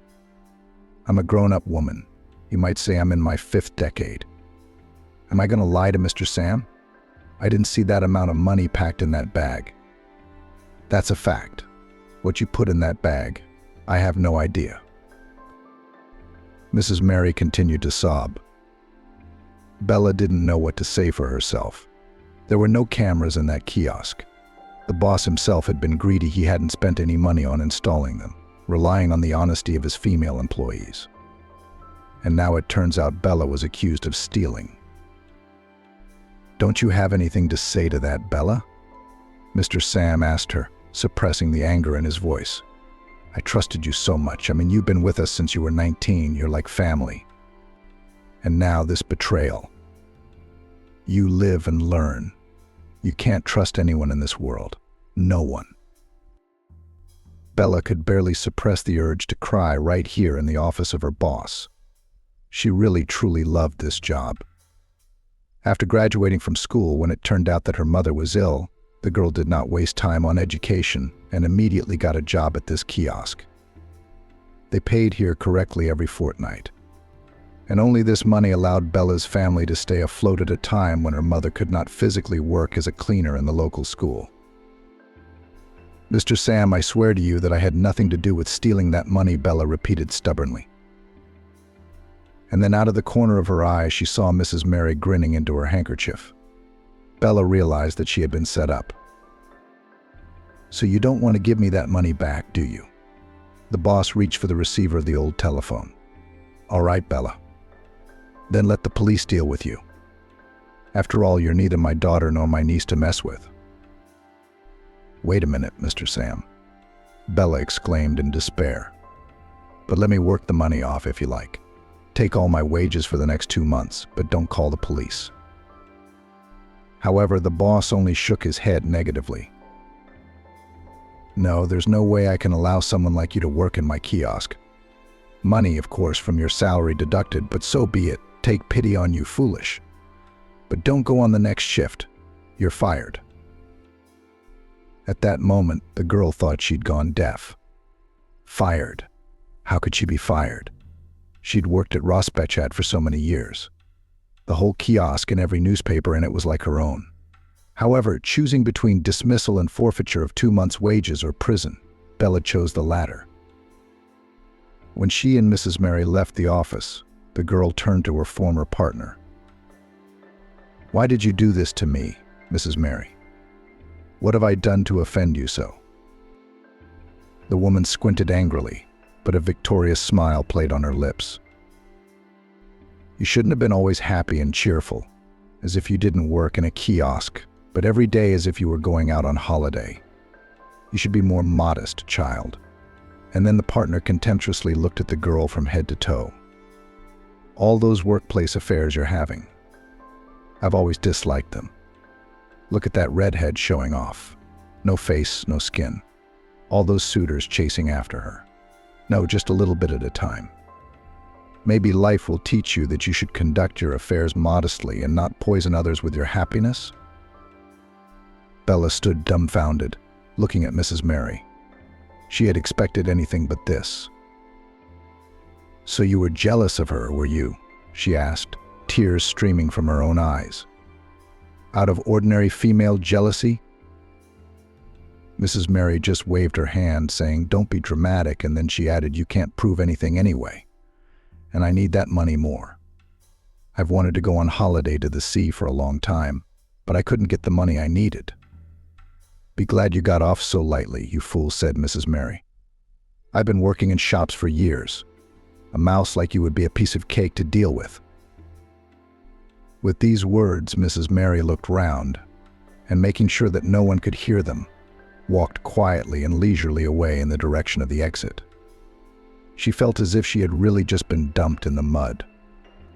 Unable to contain the storm of warring emotions any longer, the girl stepped out into the fresh air and decided to call Michael. She realized that it must have been a short time since he had boarded the plane. By now, her fiancé must have just checked into the hotel.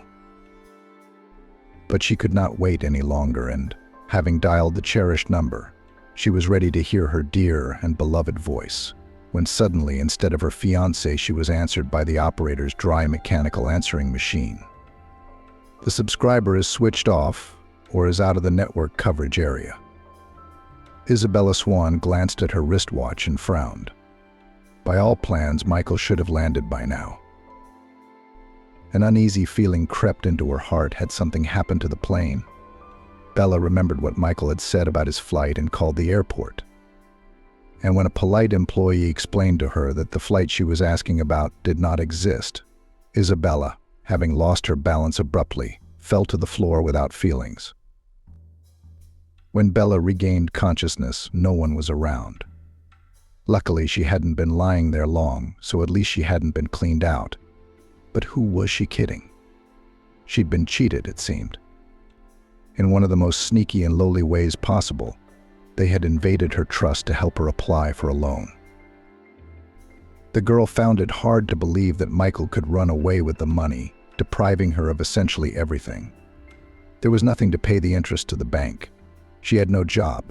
That meant her flat would be taken by the bank very soon. Isabella didn't want to accept what was happening.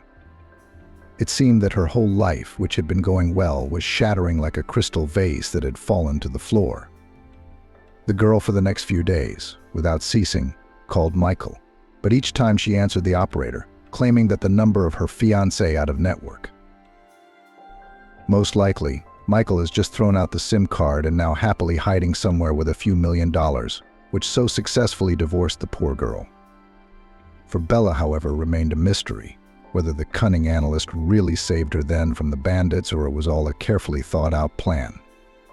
"Well, I guess I'll never know," she thought sadly to herself, and deleted Michael's number from her phone book. For the next week, Isabella Swan was in a terrible state. The last time she had felt this bad was after her mother's death. She wanted to call Anne first. Surely her friend wouldn't judge her. Perhaps she could help her think of something to do with the money. But Bella was too proud for that and didn't want to pressure her best friend with her problems. And then the girl saw in Anne's social networks that she and her fiancé flew on holiday to some distant warm islands. Isabella saw this as a kind of sign, saying that she is destined to pass this difficult test alone. Then Bella began to look for a new job. Here she received an unpleasant surprise. None of the little or even decent firm did not want to see in its staff a person without education, whose only experience the sale of press. No matter how erudite Bella looked at interviews, the answer was always the same: "I'm sorry, but you are not suitable for us." In the end, despairing, the girl opened a newspaper of free adverts and there unexpectedly saw an unusual vacancy. The country house required a maid with the functions of a carer. The patient was an elderly businessman who, due to illness, could not serve himself. Bella thought that she could help this man because she took care of her mother when she was ill, and the fact that it will be necessary to clean the house, so it's nothing. The salary in the advert promised a very decent salary. So the girl decided to try her luck and called the number given. The next morning, a big black SUV with beautiful license plates picked her up. Bella immediately realized that it was for her, as the day before she had agreed with the manager of the businessman that she would be brought to their mansion. On the way to the mansion, she met the businessman's driver, John Carter. The kind, cheerful chap immediately put Bella at ease. He told his young passenger funny anecdotes and at the same time taught her how to behave when meeting with the businessman. "You, the main thing, Mr. Tom Brown, do not be afraid," John Carter admonished her. "He is generally a very good man. Only his fate is not an easy one. His wife died a couple of years ago in a car crash. He's been on the wane ever since. And lately there's a kind of sadness in his eyes. He needs moral support, someone to be there for him all the time. Why don't you call a professional doctor for him?" Bella asked. "He doesn't want to," John said calmly. "Of course he has a doctor who visits him from time to time. But Mr. Brown himself doesn't like it very much. All those white coats, the smell of medicine, they make him nervous. But I warn you, I've got a bit of experience too. I've only looked after my mum, so I only know the basics of medicine." "Somehow I think that will be more than enough," the driver answered her and smiled. When the girl was brought to Brown's estate, that was the businessman's surname, Bella opened her mouth involuntarily, seeing the scale of the whole plot. There was a rose garden and figures of trees, and even something that she had seen before only on the pages of magazines, namely a small-shaped labyrinth made entirely of greenery. And the businessman's mansion itself was truly astonishing to the imagination of the average person. It resembled a small medieval castle, only equipped with all the latest technology and cameras. Just amazing, Isabella exhaled, looking at all this splendor. "Yes, this house is very impressive when you're not used to it." John stood next to her. "When I first got a job here, I couldn't believe for a week that I could live in such luxury. But then I got used to it." A little later, the manager scrutinized Bella's personal file and, to her luck, decided that she was quite suitable for them. Another day was needed to move to the millionaire's mansion all the things necessary for the girl, after which she was fully ready to start work. The girl was taken to the office for domestic staff, where they gave her a uniform and explained her duties. Bella listened very attentively. The last thing in the world she wanted was to accidentally forget something in her long list of daily chores. "Good morning, Mr. Tom Brown." She said a shy hello to her ward as she was led into his room and introduced to the businessman. "I'll be helping you now." Mr. Brown was a man paralyzed from the waist down who looked to be about 65 years old. His pleasant, noble appearance inspired Bella with some confidence, though her heart was shattered after the story with Michael. Isabella now saw a catch in everything and was afraid to trust men, even in small things. She realized that it was foolish to lump them all together. Mr. Brown looked at his new maid and smiled. "Your name is Isabella Swan," he said, looking curiously at her fiery red hair. "Yes, that's right," she answered, a little embarrassed. "I applied for a job with you. I was told by the manager that you needed an ordinary man for this position." The millionaire continued to look at her with obvious interest, so that the girl involuntarily became uncomfortable. Finally, he asked, wheeling up to her in his buggy. "Bella, may I ask you an indiscreet question?" Isabella felt herself blushing, but nodded in agreement. "Is your hair naturally this interesting color?" At that moment, Bella's mind began to think that this old rich man might like her not so much as a carer, but as a woman. Fortunately, it turned out not to be so. Yes, it's my natural color. My mom had the same color. For a second, Bella thought that a slight shadow of alarm ran across Mr. Brown's face, but she wasn't sure. The businessman answered her nothing but offered. "Will you play checkers with me? Can you?" He asked with a slight slyness and winked at the girl. "Of course, I don't like to play chess, but checkers is always welcome." Bella smiled politely and began to arrange multicolored checkers on the board. The maid and the businessman played 3 games at once, after which it was time for a massage and helping the man in a number of other procedures. Fortunately, the girl did not have to do Mr. Brown's bathing.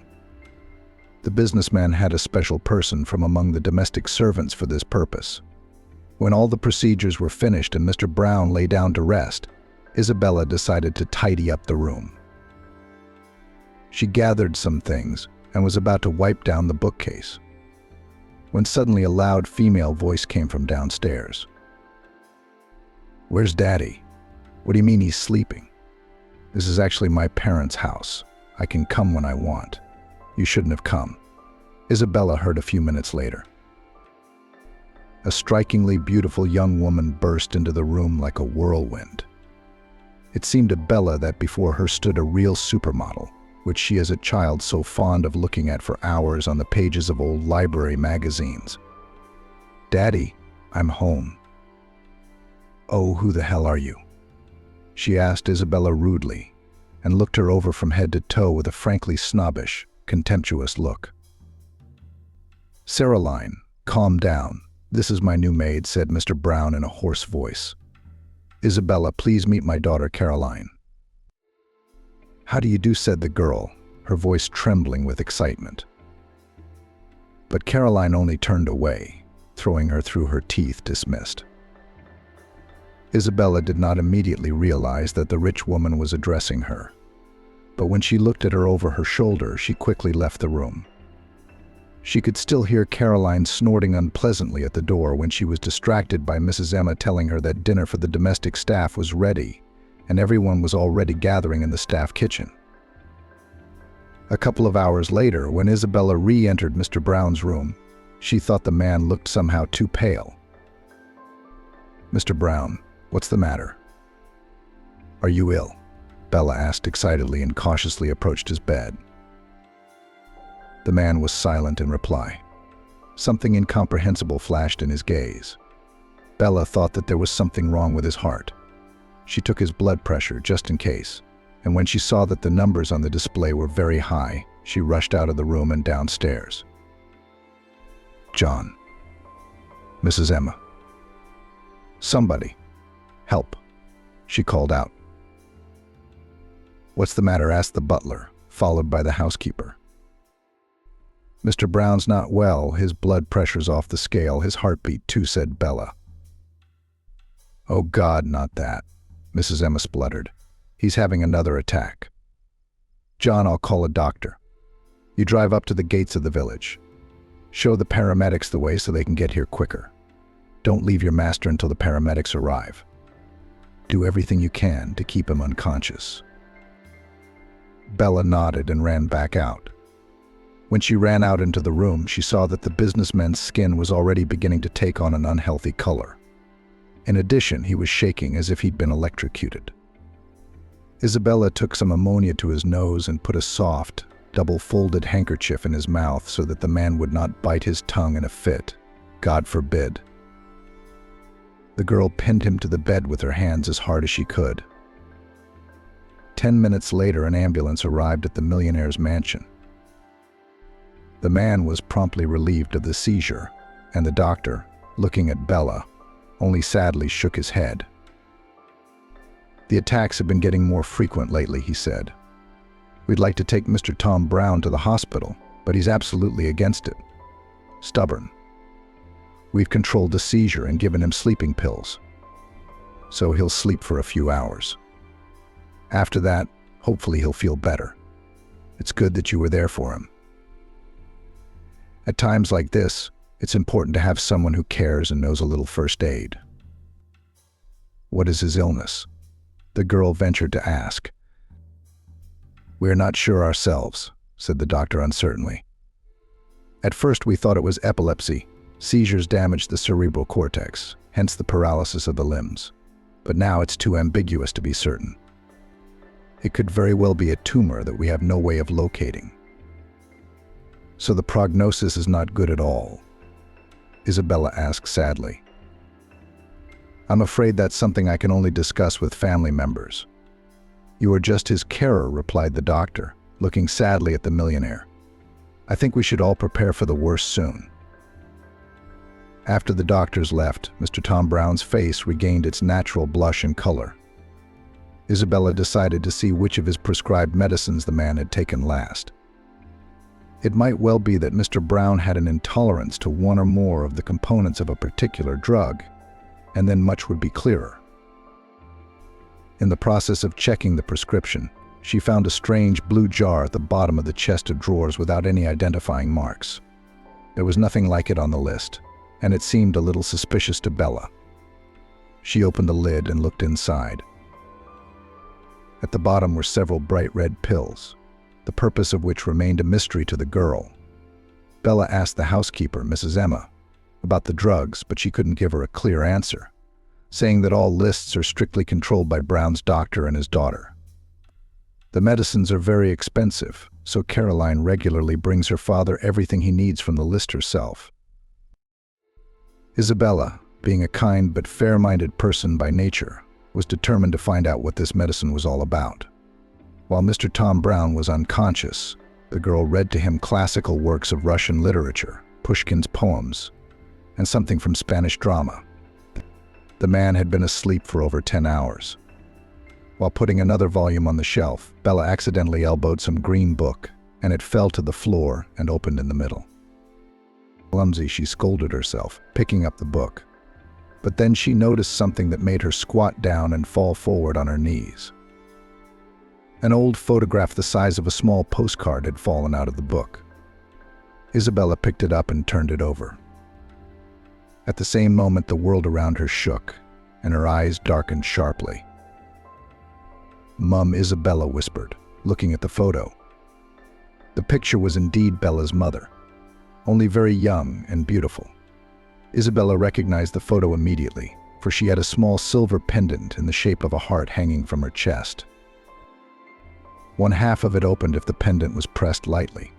Inside was the exact same photo, only scaled down by a factor of 3. But how could this be possible?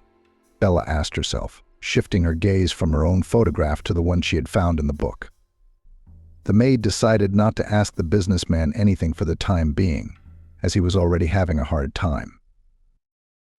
When Caroline arrived the next day, she was in tears as she clung to her sick father's chest. "Daddy, how did you frighten us all?"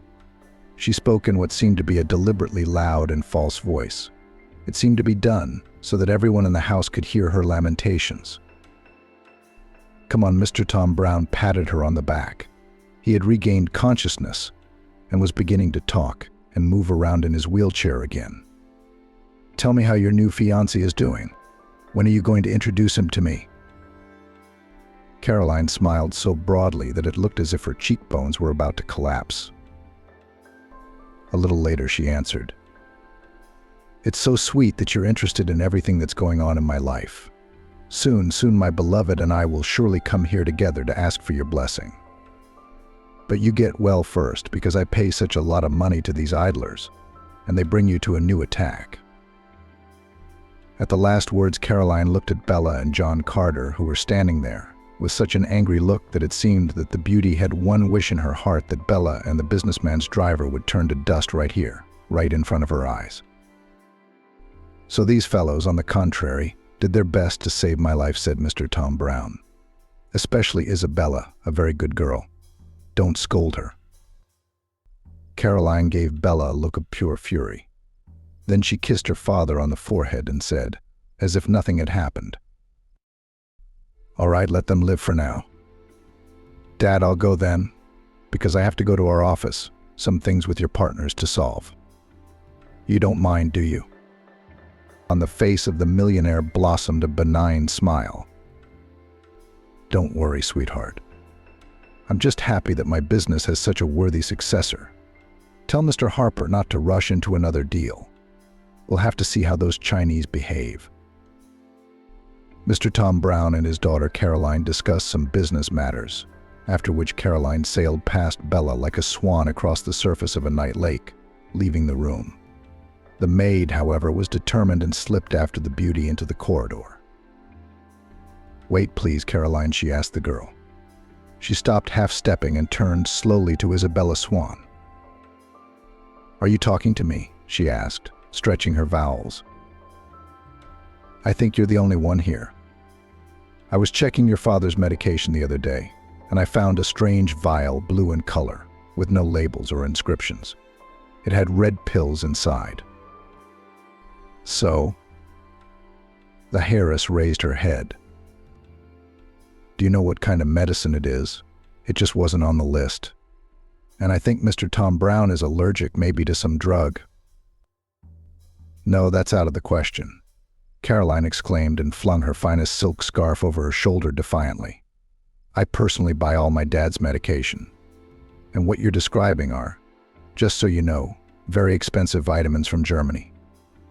They are sold by the piece. That's why I put them in a separate vial, so as not to mix them up." "Ha," said Bella. "Vitamins, then? Then all the more reason to have them analyzed. Maybe there's some exotic ingredient in their composition that could provoke such a reaction? I've heard that expensive vitamins can have some pretty—" Caroline interrupted her with a regal wave of her hand. "I don't have time to listen to any more of this nonsense. Everything I bring my father is the best, and there can't be any reactions there. After all, what am I reporting to some maid? Go scrub the floors. Or don't you have anything else to do?" Bella decided not to poison her soul, and with a short nod went to the kitchen. However, as soon as she left the estate, Isabella Swan crept cautiously into the garage to John Carter. "John, can I talk to you for a moment?" the girl asked him. As the guy approached her, Bella whispered, afraid that someone might hear her. "I have a huge favor to ask of you. Would you mind driving me into town tomorrow? I want to take something to a private clinic for analysis, and I wanted to borrow some money from you to pay for the examination." John smiled and winked playfully at the girl. "What's that? Then, what's the drive?" Bella shifted from foot to foot, but finally decided to share her suspicions with the driver. "This may be completely crazy, of course, but I want to check out Mr. Tom Brown's vitamins, the ones in the blue vial. Something tells me they're not that helpful." John immediately became serious. "I've worked for Mr. Tom Brown for a long time. I can safely say he's like family to all of us here, and I'll do everything I can to make sure he gets better." The next morning, Bella and John went to the clinic, covering themselves with the excuse that they were going to the supermarket for some of the products that the owner of the mansion asked Bella personally. The girl really hoped that during these few hours of absence nothing fatal would happen to him. Isabella Swan had been looking after Mr. Tom Brown on her day off anyway, and had spent some time with him before leaving, following all the instructions of his attending physician. When they arrived at the laboratory, Bella gave the specialists 3 red pills, after which John Carter still paid them extra for the speed of the examination. Eventually, after several hours, during which the driver and the maid had indeed visited the shop and bought groceries, the lab technician who conducted the tests came out to them with the conclusion in his hands. His face was extremely puzzled. "Where did you say you bought these vitamins?" he asked, looking at the papers. "In Germany," replied Bella calmly. "Why, is there something wrong with them?"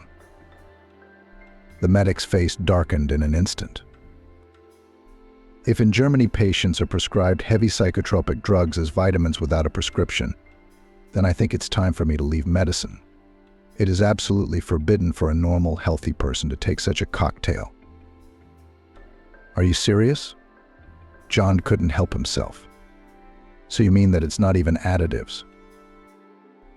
Bella was astonished to the core. She leaned lightly on John's shoulder to keep from falling. Never before in my life have I encountered a situation like this. Tell me, what exactly can happen to a person if they take this for a long period of time? The maid asked. There can be many variations, said the doctor. But in the vast majority of cases, it is paralysis of consciousness. Some of the signs of epilepsy are possible, but in the end, it always ends with the death of the patient. God, thank you, doctor. She thanked the laboratory assistant and, taking from him the document with the conclusion and expertise, hurried back to the millionaire's house. Do you realize what this means? She said to John on the way home. Mr. Tom Brown has been deliberately poisoned with these pills. All the symptoms of Brown's illness are exactly the same.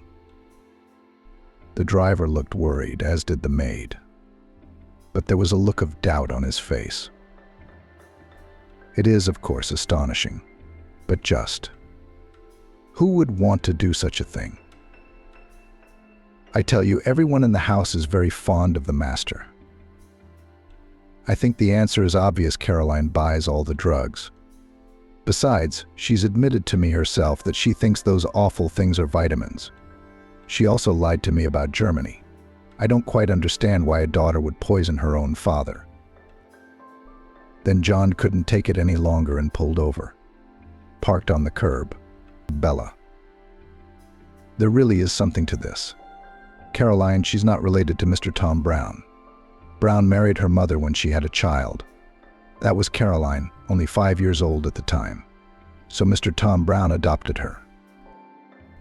Oh God. Isabella understood. Now that her mother was dead. And there's no telling what kind of accident it was. Maybe not without her involvement. And she's decided to eliminate her stepfather too, so she can take over his company. Why?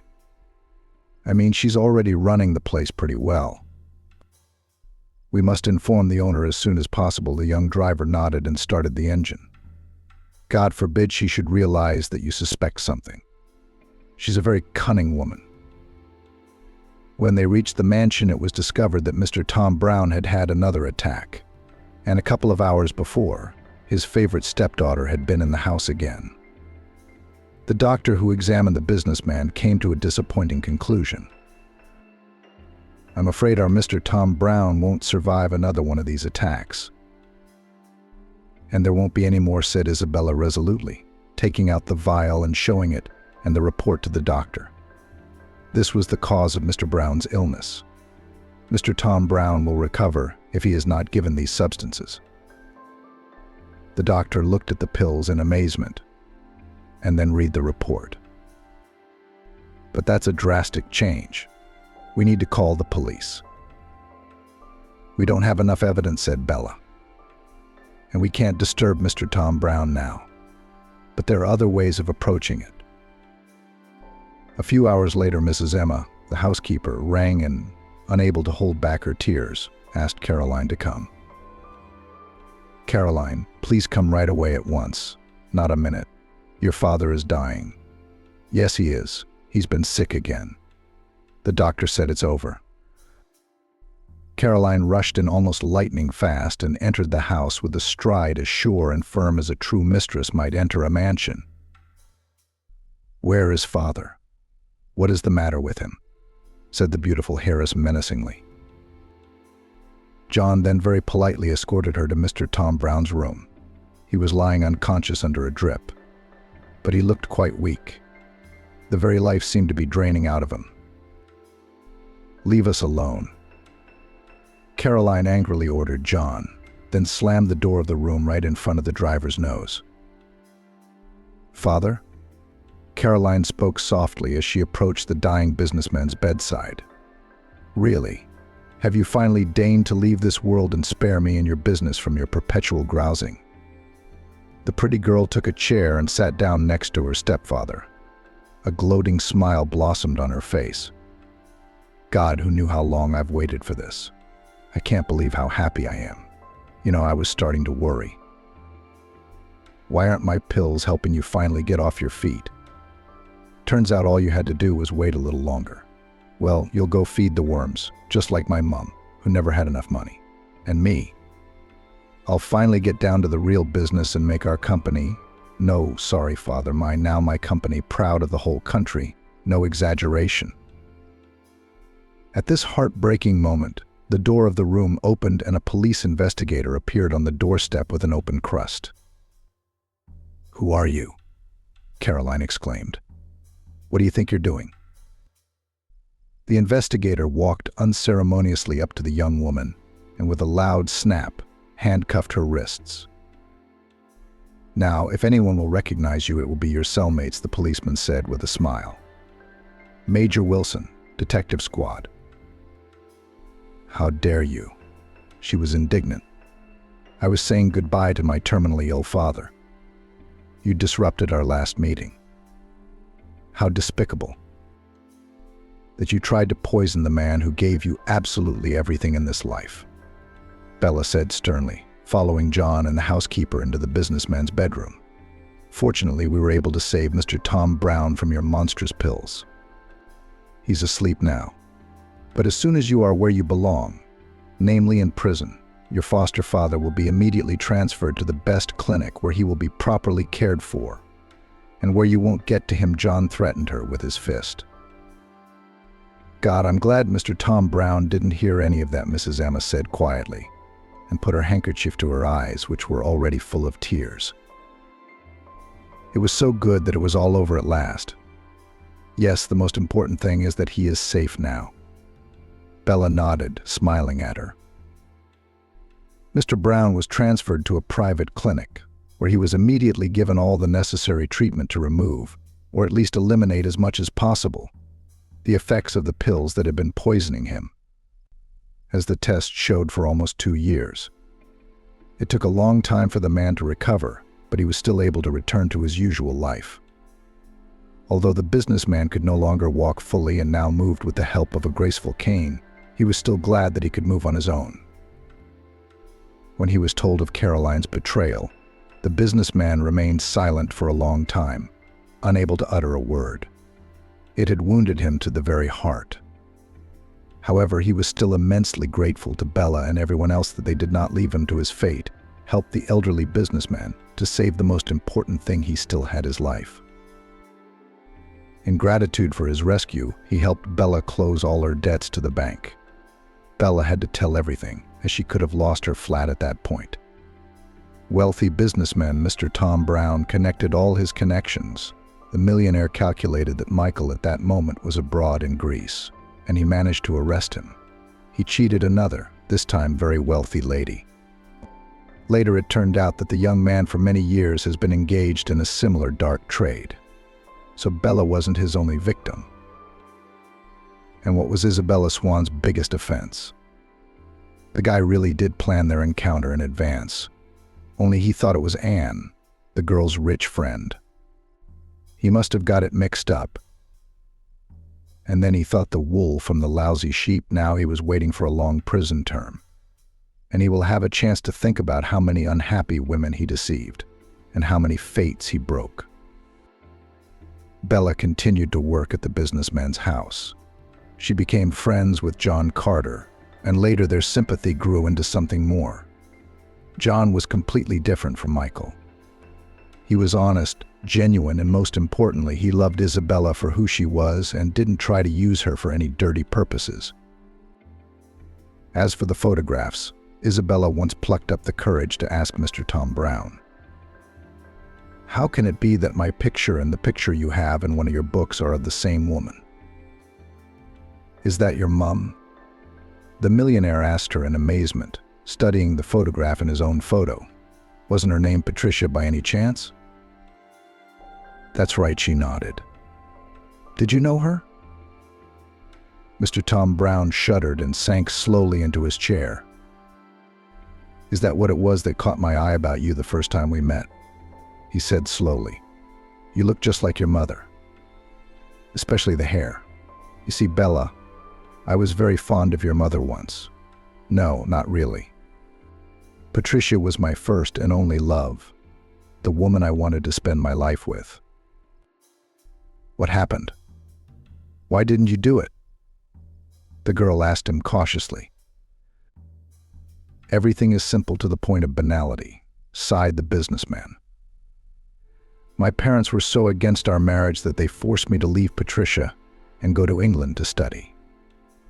They wanted me to marry a girl from a powerful family and set a condition, either a life with Patricia, but in poverty because I'm disinherited, or the opportunity to continue the family business.